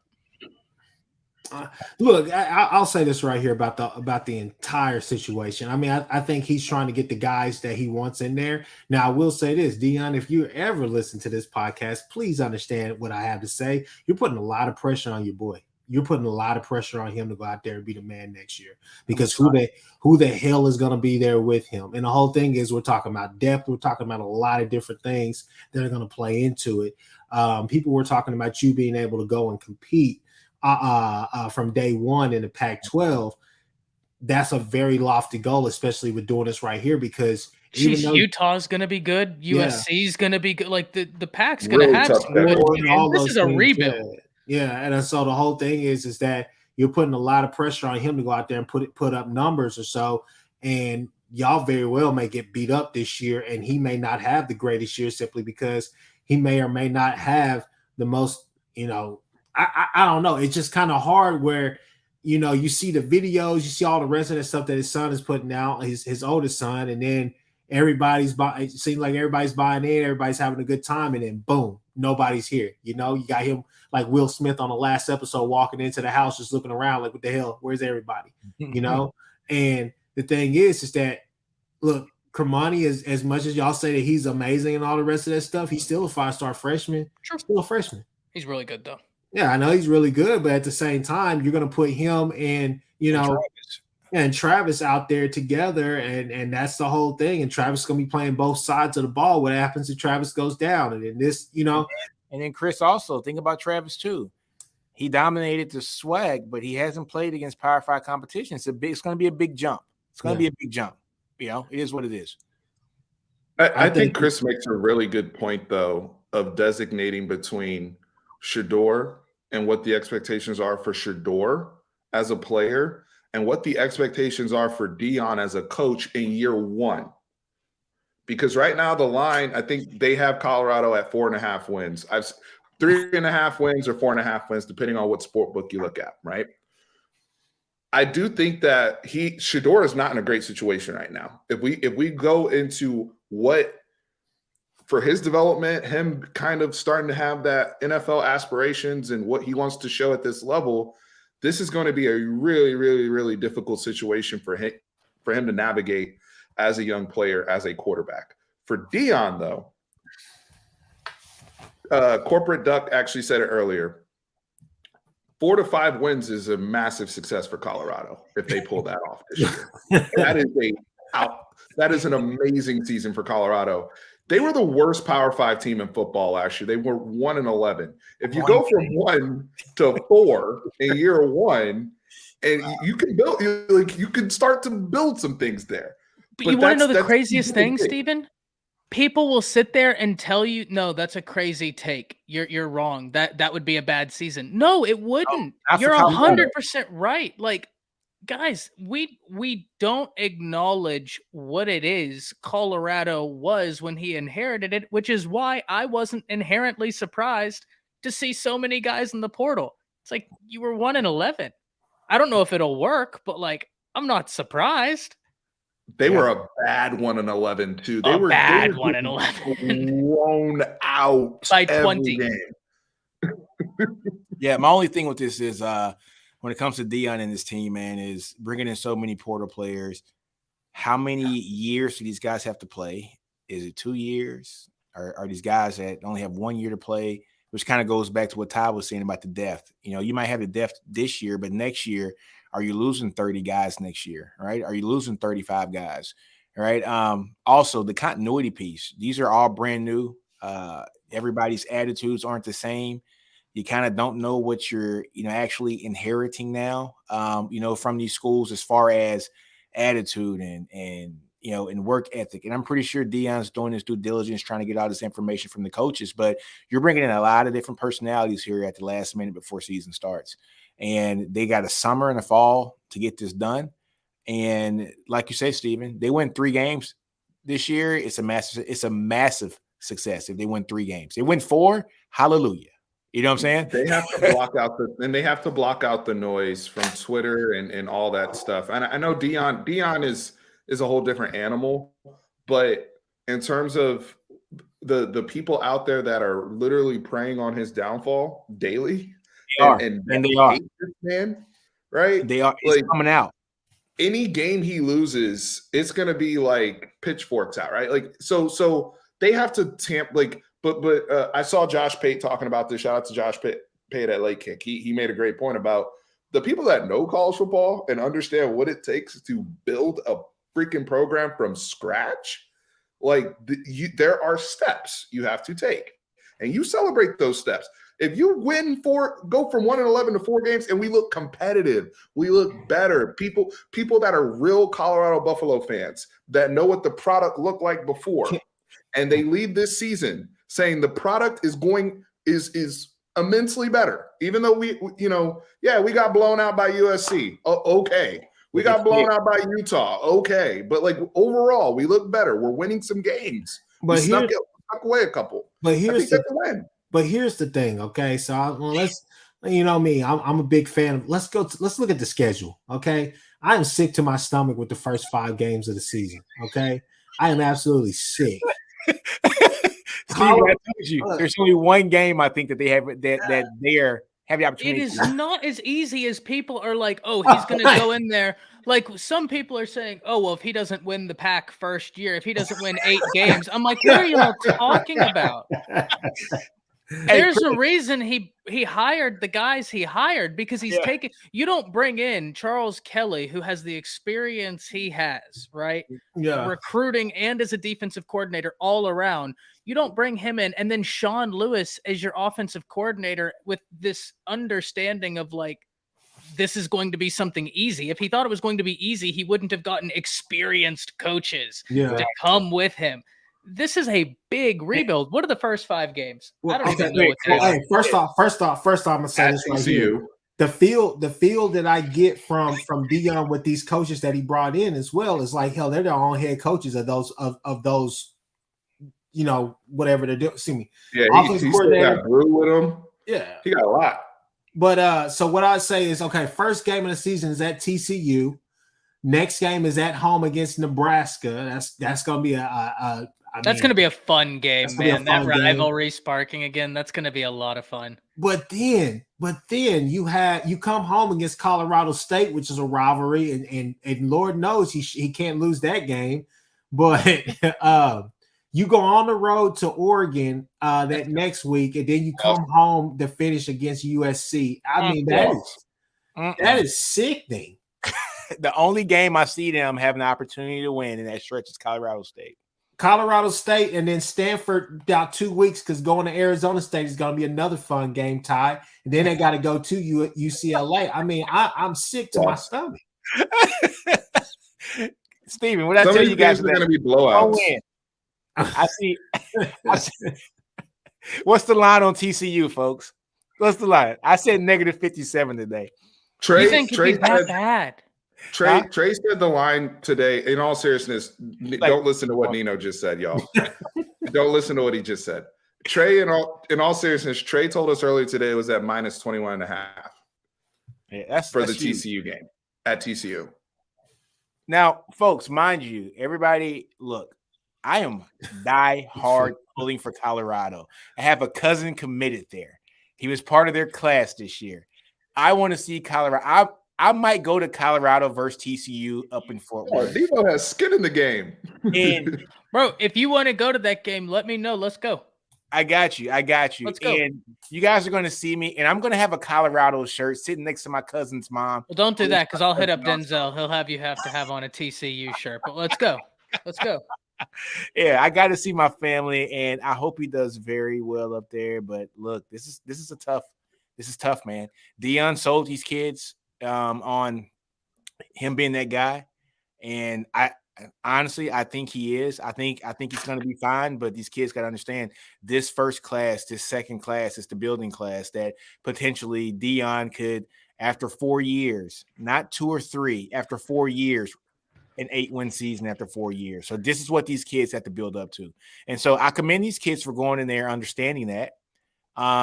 Hopefully it was told to them that way. But there's a lot of work to do in Colorado. If I could say something real quick off topic, Truth asked if he bought me an Auburn hat, would I wear it?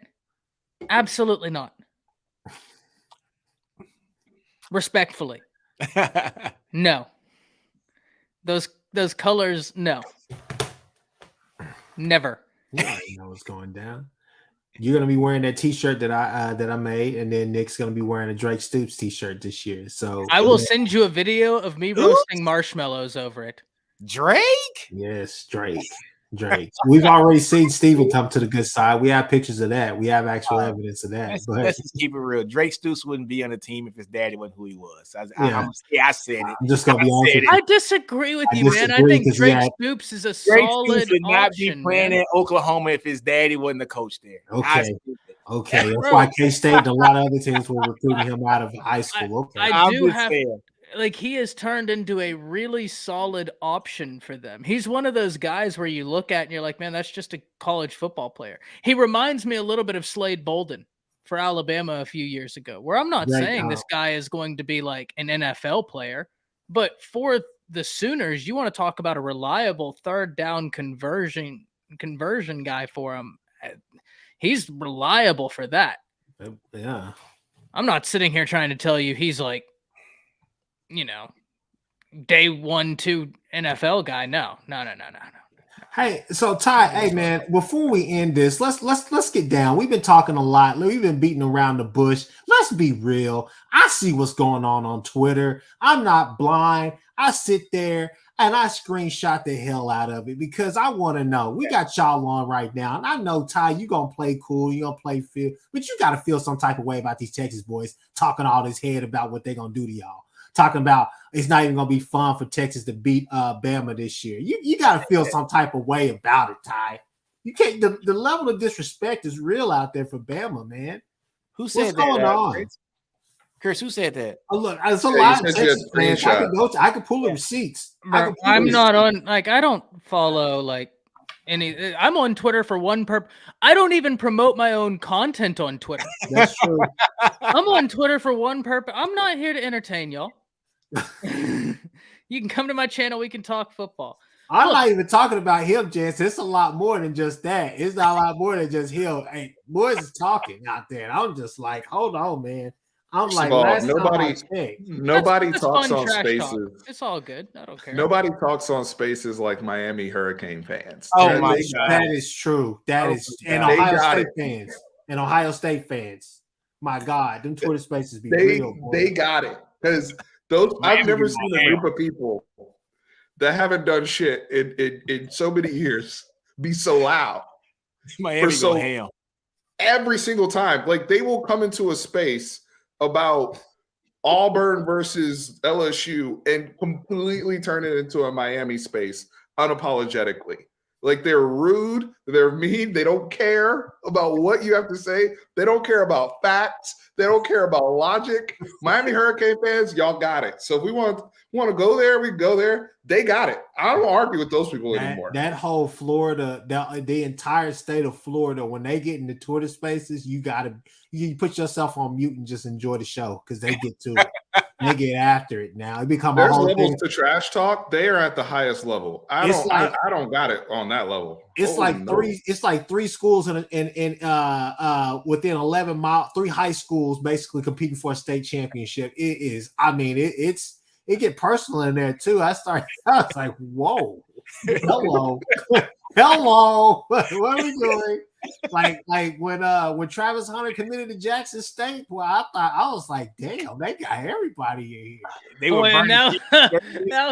Wasn't that when Kieran hopped in there with the fake Florida State profile?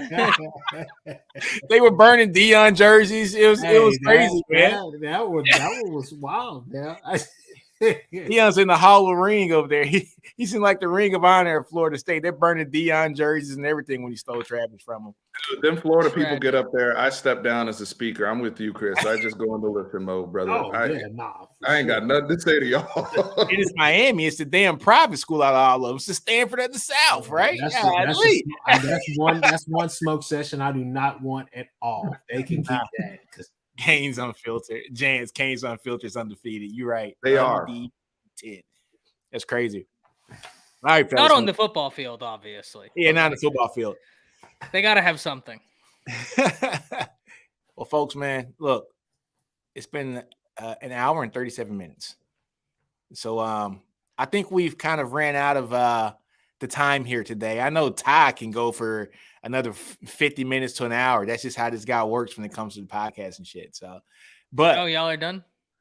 Y'all want to keep going? Hey man, look, we didn't even talk about OU. We didn't talk about OU. We didn't talk about Arkansas. Can we talk about Georgia? I want to talk about Georgia. Come on, all right, let's keep going. Did y'all see Pete Golding not be able to cover an out route and a wheel route out the backfield? I was watching Ole Miss like, this looks so familiar. This looks so familiar to me. No expectations, Ty. He's gonna be just fine at Ole Miss. No, he's. I'm really interested to see what that looks like. But in a serious note, that's the problem. I have a lot more we could get to. No, hey, we can keep talking. I'm good. Chris, Steven, you guys good? We're good. Chris looks sad. Look at him. Oh no, I'm definitely good. Hold on. No, we got people. How many people we got? We got a lot of people in the chat. We got 117. Yeah, 117 in the chat. Yeah. So, bro, look. Yeah, let's keep it going. Yeah, let's keep going. And you guys on here that we got it. You know, we're doing a like a broadcasted thing because I want to promote this on Fanatic Perspective channel so that you guys can come over here. As I've been saying, this is the second channel that we've launched between myself, Nino's Corner, Horns Down, Around the Table Sports, Unfair Sports. Jay's not here tonight, but he will be back on. We're trying to grow this platform because this is the type of stuff we're going to be doing weekly, right? And so, but this is the platform we will be having these discussions on multi-topics, live chats, very interactive. So those of you who are on the FP chat, go to the SEC Connect and make sure you subscribe so you get all the notifications, exclusive content that we're doing here together. Subscribe to all of our other channels, which I know you guys are, and hit the like button every time any of us drop a video. But please understand what this platform is and what we're doing. So appreciate y'all. Gents brings up Auburn. Let's go ahead. Let's get into that. Let's go ahead and get into that. Okay? Let's talk about Auburn. I'm gonna be honest with you guys, totally honest. I still stand by what I said. Auburn by 40. I will see that at some point right there by what's that? Homer whatever that sign is behind Ty. But I will see that at some point. But what's Homefield.com, use code ATTS for 15% off first orders at homefield.com. All your college football apparel. Continue. great plug. But basically what I was gonna say is this right here. Wasn't too excited about what I saw, but I will give them a major excuse. It was raining out there, it wasn't. Isn't that just like that was God himself speaking that day and saying, "This is Auburn. Welcome to the football program." Hey. And it was raining and storming and run game looks pretty good. I'll say that. They didn't have a choice.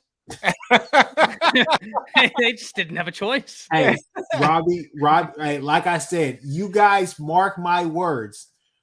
Robbie Ashford, okay? He will finish.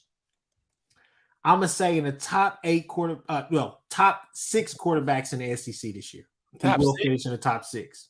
Yes. I mean, it's only 16 teams. I know, but he'll finish in the top 6. I'm not gonna go top 5 right now, but I have really high hopes for him. I think Hugh Freeze is gonna turn him into a player. I have all the confidence in the world. Still trying to fill out who the wide receivers are really gonna be for them this year, because they don't really have like an elite wide receiver, but we shall see. But I think they're going to lean on that run game pretty heavy. Defensively, I mean, they look the part, but it, like I said, overall for a spring game, it really wasn't. You didn't really get the best feel for them. I don't know. I think they still have a long way to go. But I mean, it's Hugh Freeze. I do kind of trust Hugh Freeze that he'll get them on the right track. But this year is going to be a feel me out type of season, because I don't know. I really have no idea kind of what direction. I think the direction they're going is up overall as a program, but I don't know. So Christian, it's tough. Hey, so Christian, tell me that you're muted, Steve. Have any confidence in TJ Finley? No, that ship is sailed. It's Ashford now. It's Ashford now. I think Finley can be your. I don't know. I think Finley can be your tight end. Yeah. He has the size for tight end. That ship has sailed. I mean, he's there for. I guess the top 6 quarterback thing is interesting to me in the SEC, because, is he going to be better than Devin Leary? Is he going to be better than Will Rogers? Is he going to be better than Spencer Rattler? Is he going to be better than KJ Jefferson? Is he going to be better than Jaden Daniels, like Jalen Milroe or Ty Simpson? Like, you know what though, Steven? Connor it's Weigman. A wide open quarterback league this year. There's only a couple guys that are proven, and then the rest of us wide open. I mean, it's a possibility. Joe Milton and Milton, yeah. Somebody's got to be the pilot of the Josh Heupel offense. I like Milton. I know Jay's high on Milton too. I like Milton. I think top 6 is like aggressive when you think, because the thing is, we got to consider who's running these offenses. Some of these offenses are going to have people produce regardless of who's in there. Yeah, like Tennessee. So that's the only reason why I push back. I do think Robbie Ashford, though, with his legs, is underrated. I agree with Chris there. I think Robbie's underrated, but I just think he's gonna. Those receivers looked awful, and I know it was raining. I know it was cold, but some of them look a little soft. They might need to hit the portal to get some better receivers. They look terrible. I fully expect them to probably hit the portal. Like I said, I'm not saying that they're going to go out there and set the world on fire. They have a long way to go, but I do trust. I always trust a person who's done more with less, and what he was able to do at Ole Miss, and then given everything that happened going to Liberty.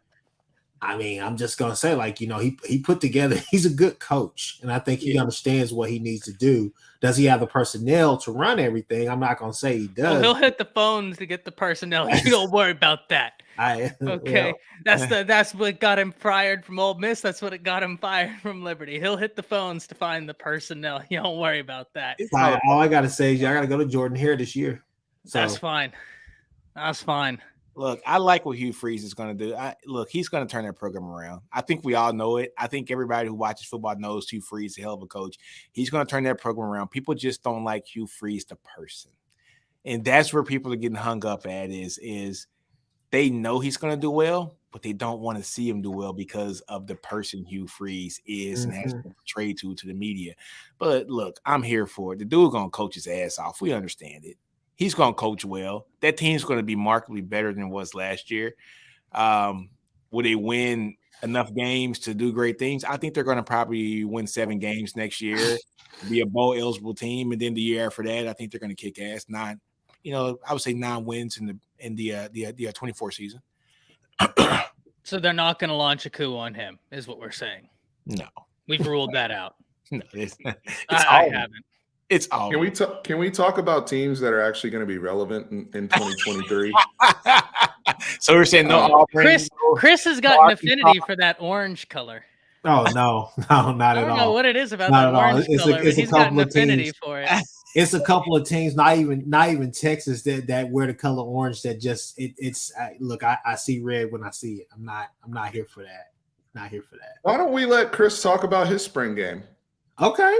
I was actually there. I was in the building. You know what I'm saying? Shout out to the Boomer Sur boys. You know what I'm saying? Did you make your donation to the program? Did you guys submit your car wash money? No, man. No, That's messed up. And Chili, the answer for me is no. I'd ride out with either Ty Simpson or Jalen Milroe. He asked if I want the quarterback from Notre Dame. I'd take either Simpson or Milroe. That's just me.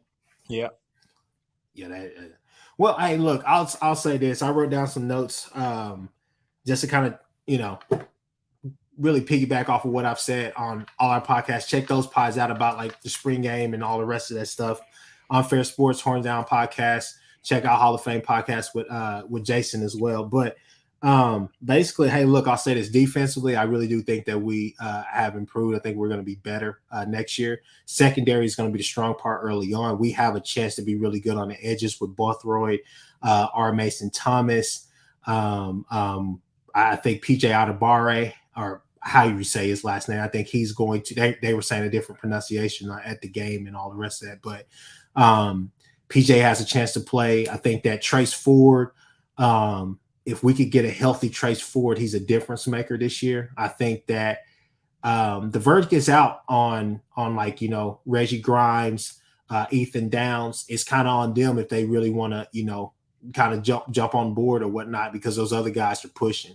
The edge we look better on the defensive line, but there's still improvement to be made. They got quite the stride to make.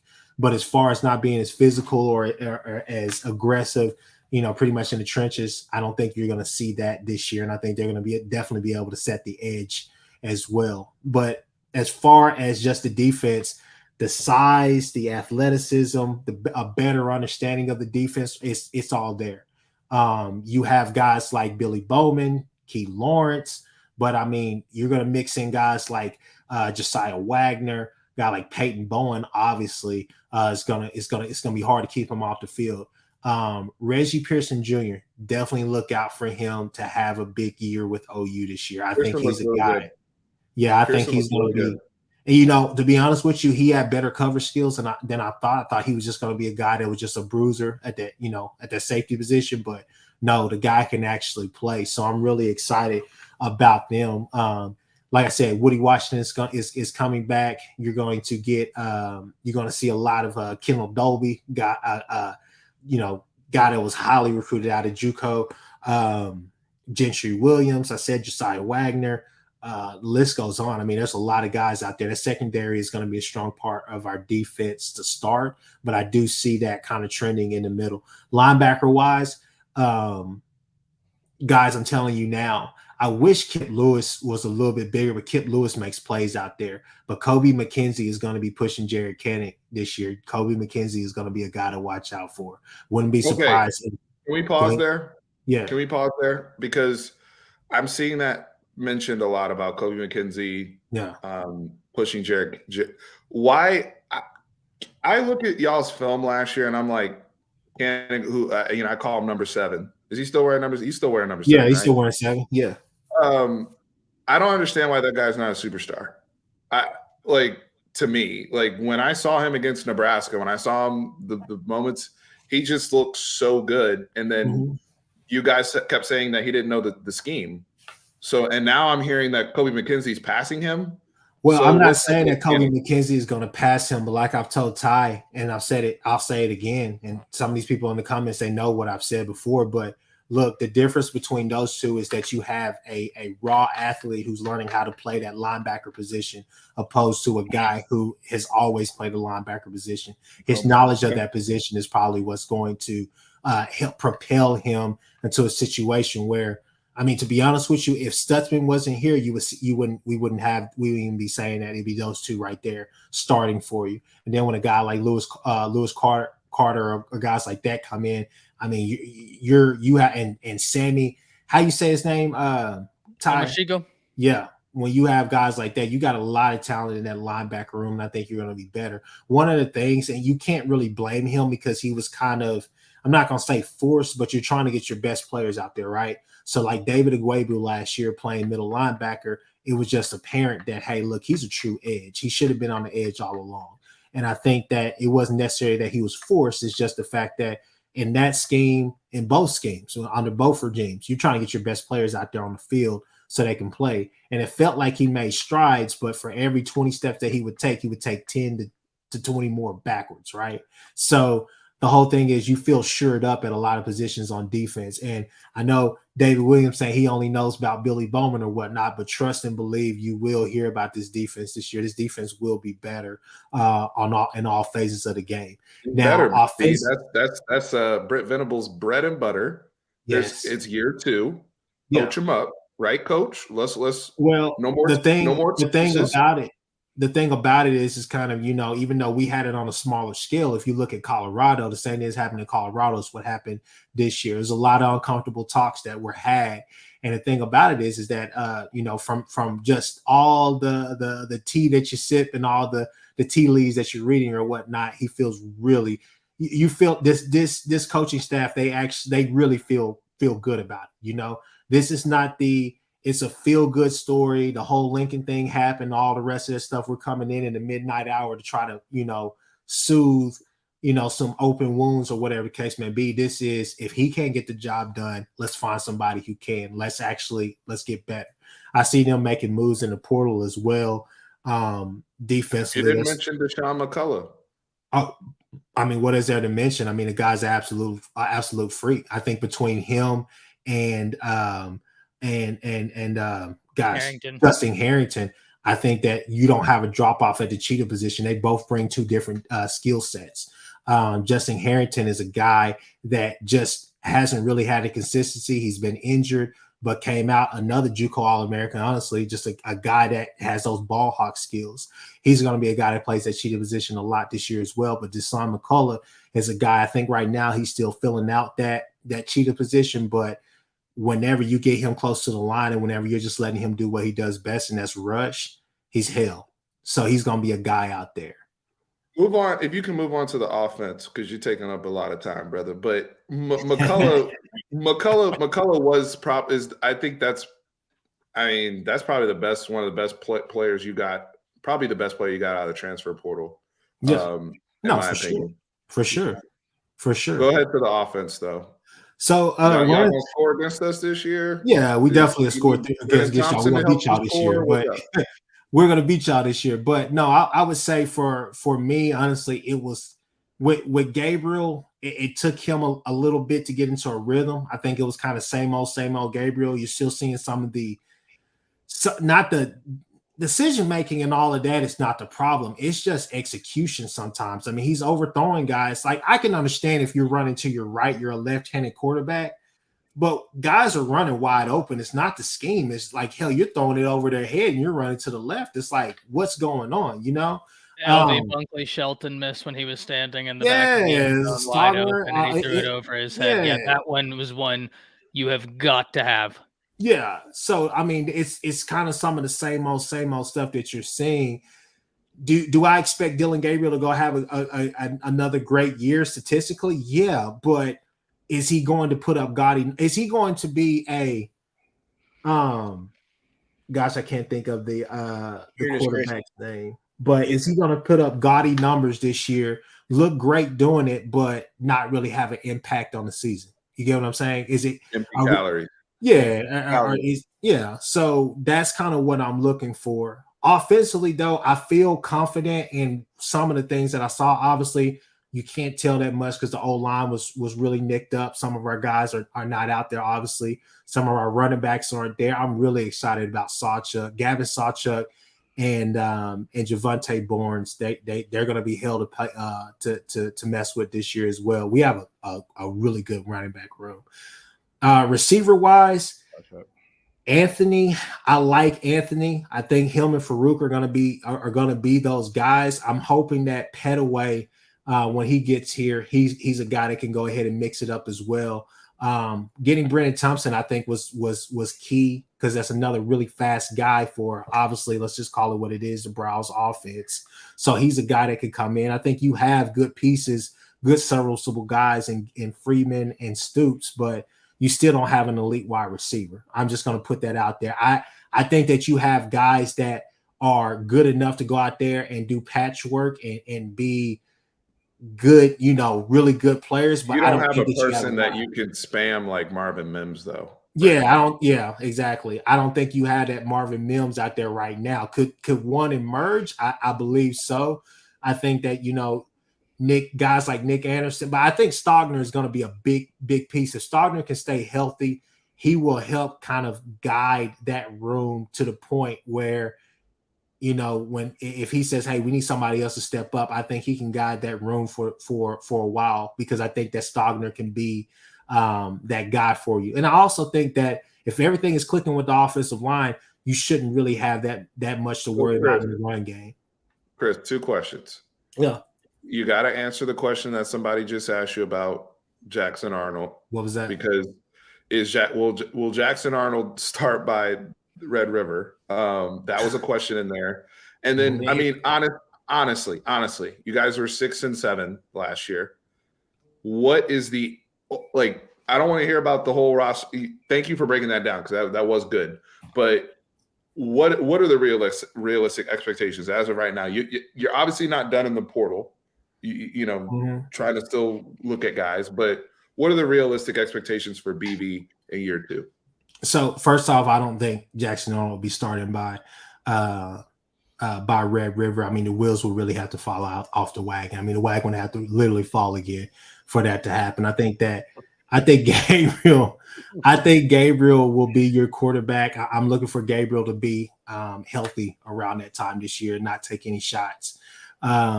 But as far as just being realistic, I think that God's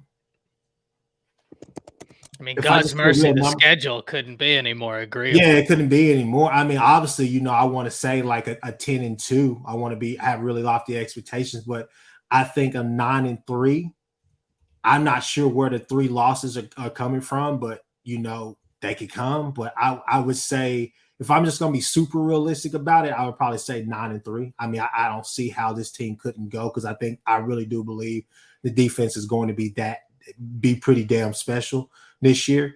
Yes. And I think the offense finished number 13 in the nation last year, and just so I mean, they were the number 13th ranked offense in college football. So I don't necessarily think there's a problem there. I think that as far as some of the growing pains that you had to go through coaching wise, as far as clock management or whatnot, if we can shore up some of those things, because it wasn't always on the players last year. I mean, you just had some times where it was like, okay, look, that's great, I get it, we're up, or we just scored, but dang, can we slow it down a little bit? We're out here and we're going 3 and outs in 50 seconds.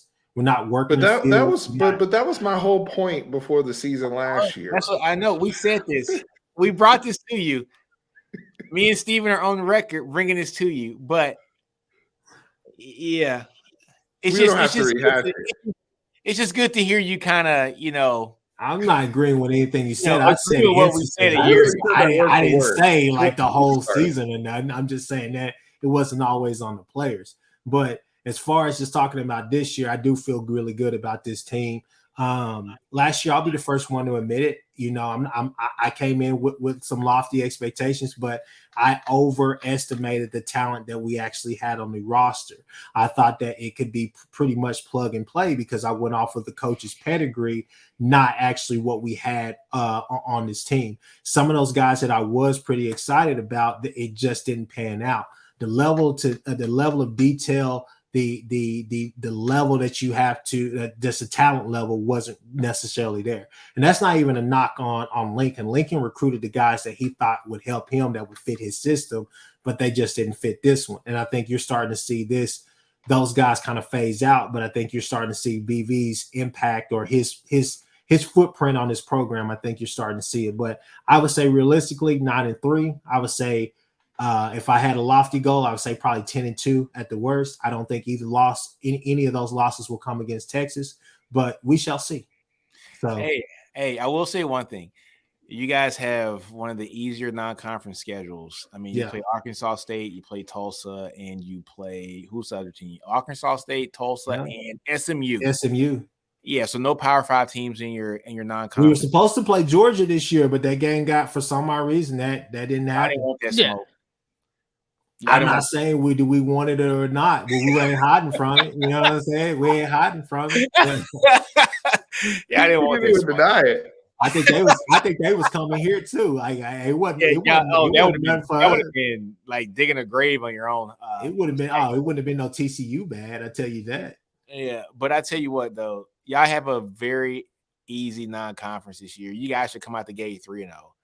I mean, out the gate. I mean, Arkansas State, SMU, Tulsa. I mean, those are 3 easy wins. That's going to pad your stats pretty easy. Then you got Cincinnati next. Yeah. Right? Cincinnati on the road, and then I think we playing those bums down in Dallas, Oklahoma, or nah? No, Iowa State, Cincinnati. You guys should win that one. We might have an opportunity where Texas and OU could be undefeated going into the Red River rivalry, depending on what happens with Texas and Alabama, and that's going to be that could be very interesting. So, yeah, hey. You guys have a pretty easy non-conference schedule this year. I don't think 8 wins is out of the question for you guys. I'm with you. I think 9 wins. I think it's 9-3. Guys still implementing the system. You know, BB getting his guys in. One of the players I do like in y'all's defense. I'm a big Kobe McKenzie fan. I was when he came out of high school. Yeah. What's his size right now, man? Because I know out of high school he was 240. You know, so what is he now?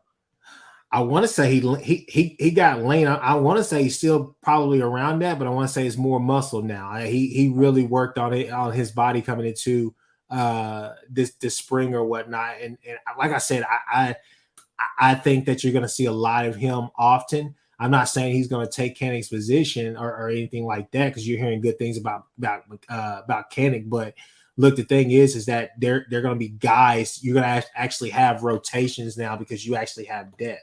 So they're not going to be scared to play those guys early and often. And I think the attitude, from everything I've heard or whatnot, the attitude is totally different for BV and a lot of these coaches. It is, I've seen this. Let's just say it like this. I've seen this movie before. Like, no, like let's get it. Like, let's go. Best of the best, like the cream of the crop. Like we're going after that, and that's how we're going to go about it. So I have every faith, all the faith in this staff to get it right this year. I really believe you're going to see a lot of good things come out of Norman this year, and I think that it's going to travel as well. I think that some of the things you saw last year, like I said, just chalk it up to attrition. There's some coaching things or whatnot, and just kind of a lack of talent, to be honest with you. But this year, I really see us, if everything clicks on all cylinders, I really believe 9-3, if not more. How's the offensive line looking? Because you guys are losing both your tackles.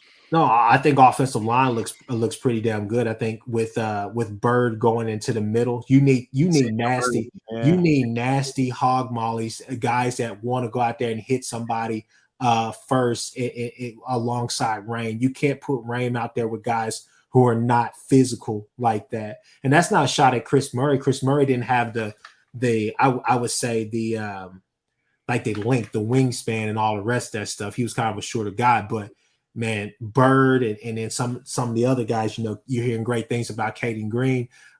Rouse, Schaefer seem to be the guys out there. I know they haven't really done all that much during the spring. They're healing up or whatnot, but center worries me.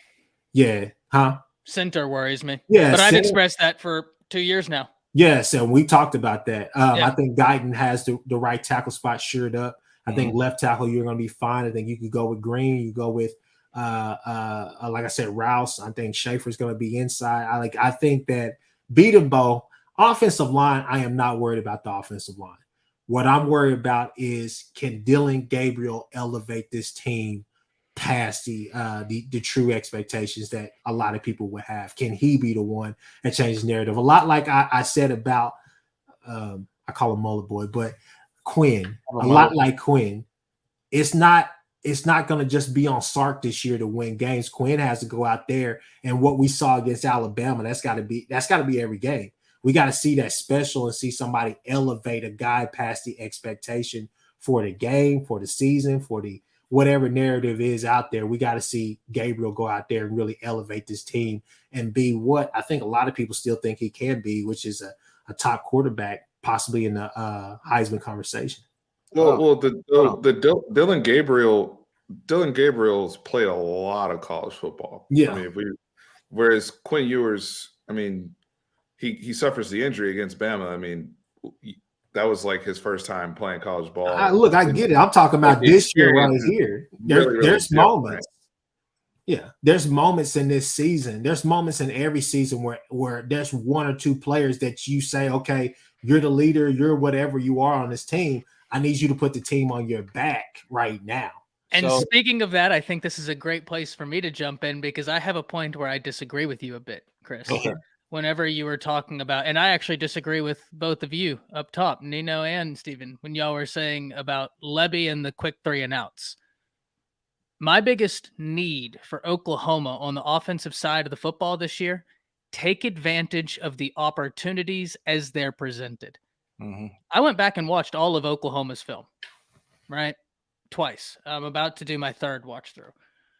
More often than not, I did not think that Lebby's positioning was the issue. Execution was the issue. Yeah. And I'll give you a perfect summarization for last season in one play from y'all's spring game. The pass that Jaden Gibson dropped, where if he would have caught it, he probably would have scored. But more importantly, if BV would have led him, he would have ran through the ball and still been running today. They would have put it out in APB looking for him because there was nobody stopping him. The problem is he is a senior. You have to understand, yes, if the ball hits you in the hands, Jaden Gibson, you have to catch that.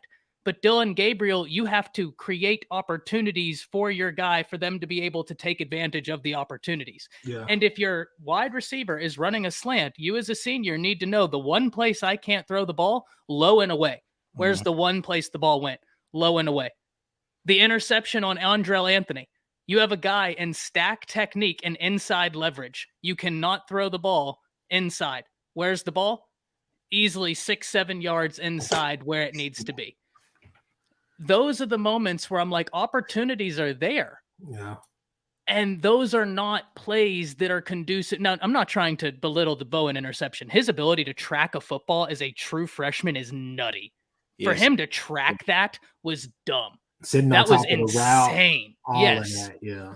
But that play, you can't, they said on the broadcast, they were like, oh, well, I think it was Bob Stoops. He said, oh, well, that's a 50-50 ball. And at that point, you'd love to see your wide receiver, number 5, become a DB. And in my mind, I'm like, well, Stoops, with all due respect, if you're asking your DB or if you're asking your wide receiver to play DB, it's not a 50-50 ball.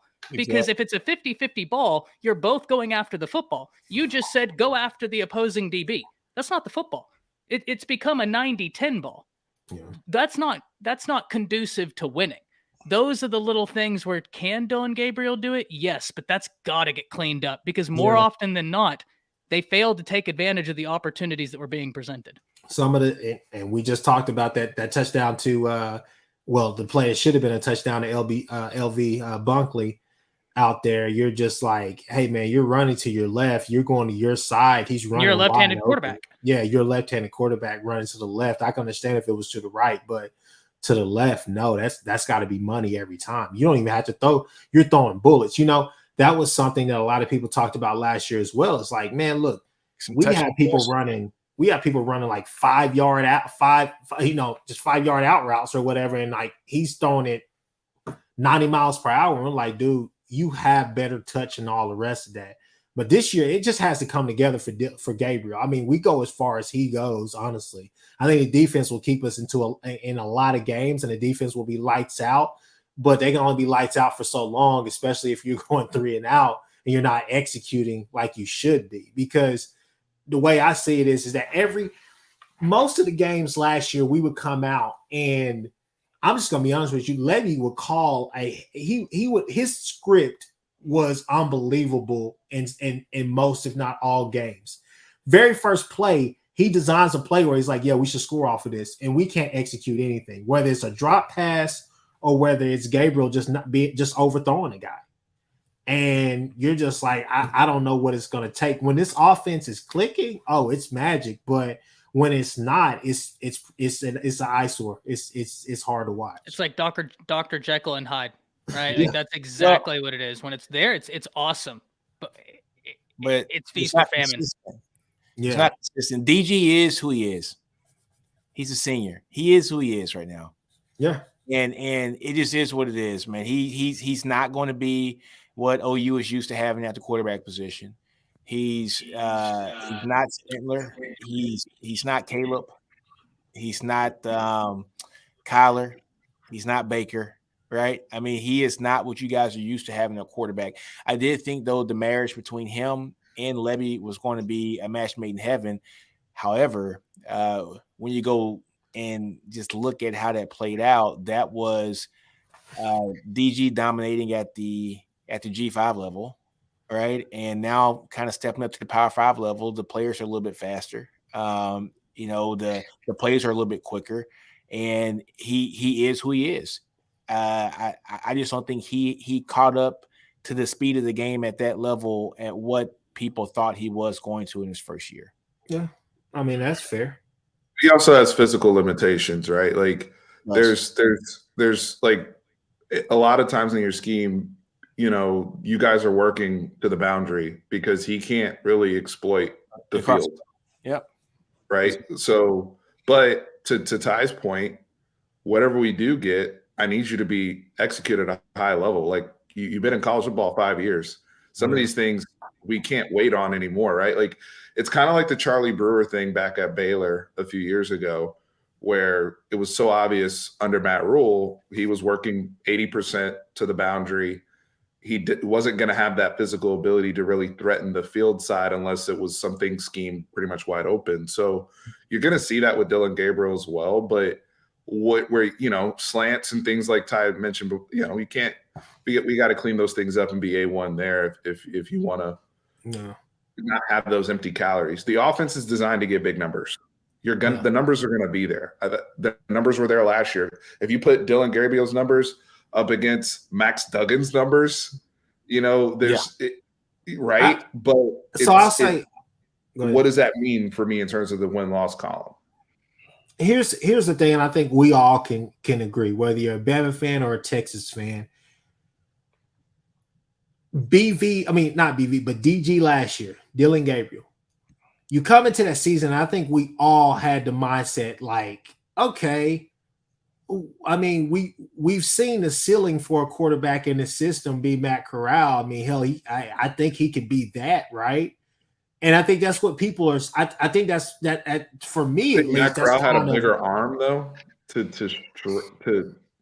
Yeah, I would kind of have to lean on Ty for that one. A little bit. He had a big arm, and he was more consistent. He was more accurate as well. Well, he was more athletic too. I mean, let's be real. Like, I'm not saying he was just, he's Mike Vick out there, but he was a willing rusher, like I always say, and he was a willing runner. And I mean, he just ran that offense to perfection at times. But yeah, and that's the reason why he was a day 2 pick in the draft. Well, yeah, and that's what I'm saying. It's like I still feel like that's the ceiling for Dylan Gabriel. And I'm just like, well, shoot, he should be able to go out there and put up similar numbers, right? And it just the talent's there, but the talent got to meet. It's a different level of talent. We know this is levels to this, right? And just from a straight talent standpoint, Matt Corral he's a more talented person than y'all's guy, all right? So DG's just not at that talent level. Yeah. So you're just kind of working with what you got, and you guys make the best out of it. I'm just going to like now and just looking at the stats. If I numbers last year were excellent. Yeah, man. Almost 3,200 yards, 25 touchdowns, 6 interceptions. Hey, I'm gonna be totally real with you. It's probably about at least 6 touchdowns off of that right now. I can name that would just drop passes, to be honest with you, because we started dropping a lot of passes down the last stretch of the season. So yeah, brother, we can do that too, though. We trust me. Oh, we want to play the drop passes game. We want to play the drop passes game. If we only caught that ball in the end zone against Alabama, never mind. Georgia isn't back to back. If it's crazy, but no, the overall feel around Norman, people are excited. People are a little bit, I wouldn't say reluctant, but they're hesitant, just because we kind of felt sore after last year. So, but people are pretty excited, man. They think that you're going to field a better team than you did last year. I think the defense is much improved, and it's going to put on a show for a lot of people this coming season. Offensively, still some things to work out, but like I said, I think your blueprint is honestly that Florida State game, man. You ran the ball damn well with a kind of hell, we made this offensive lineup on the fly, and I think that Barnes, Sawchuk was that guy in that game. He killed that game, didn't he? I think Sawchuk, Barnes. I think that who else? Marcus Majors, if he's healthy, if he doesn't transfer. But Smothers, Hicks, Tyree Walker. But I'm gonna lean on those freshmen and say Hicks and Smothers if they can get into it. I think they're gonna do the same thing with Smothers that they did with Sawchuk, and probably redshirt, get some more weight on him, get him in the weight room or whatnot. He's gonna be hell when he gets to play. Confident I feel about somebody named Smothers carrying the football for my program. That sounds like an NPC. Yeah, I know. Jaden Blue as well. That sounds like something in 2026 Dynasty mode. You know what I'm saying? So I'm just gonna be honest with you. So you know what I'm saying? Hey, real quick, complete sidebar. I was listening to the Ringer Draft Show today, and they said the funniest shit on that. Dude said, Bill Simmons said, I don't like CJ Stroud because I think he's going to be a bust because his name's CJ. I don't know anybody that's a starting quarterback that's ever been good in the NFL with initials as the QB. And I had to think, he was like, look, EJ Manuel, AJ Feely, bums. I died laughing, bro. He was like, if you want to be a good pro quarterback, you got to have a strong name, bro. He was like, there's nobody out there. Because apparently CJ Stroud, do you know what the C stands for? What? Don't say that. I think it's Coolidge or something like that. You lying. I think it's Coolidge. Is it Coolidge? Coleridge? Somebody said Coleridge? His real name is Coleridge or Coolidge or something like that. Coleridge. I've never thought to look up what CJ meant. His name is Coleridge Bernard Stroud IV. So he needed a junior. That's so messed up. Steven just busted out laughing when he heard that's so messed up. We usually like the J is for junior, right? So you say like Coleridge Jr. He's like a fourth, right? So it's kind of, I don't get it. It's the Jorth. Yeah, he's a Coleridge. So he's Coleridge. Coleridge. He was like, I don't know if I can trust that guy to be my franchise quarterback, man. I just you roll with Bernard. I just run my name. You know how like Kendrick Lamar had K-Dot? He was K-Dot for the longest. And he just said, screw this. I'm going Kendrick Lamar. Just go with Coleridge, man. Coleridge Stroud. Coleridge Stroud. Anyway. That's tragic. Yeah. All right. I mean, hey, if Wardell Curry can take over the NBA, then Coleridge. That is Stroud. true because before he came in, there was a lot of people saying, "When's the last time you seen a light skinned brother take over the league like that?"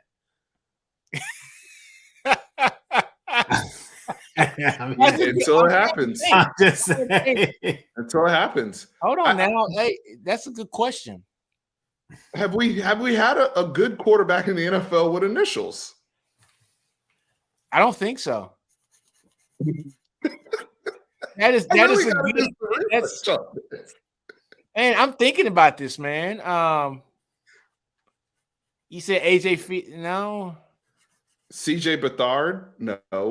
No, hell no. EJ Manuel? Oh, hell no. First round draft pick, too. Jimbo's guy. No. I thought it was hilarious. I got to do some research, though.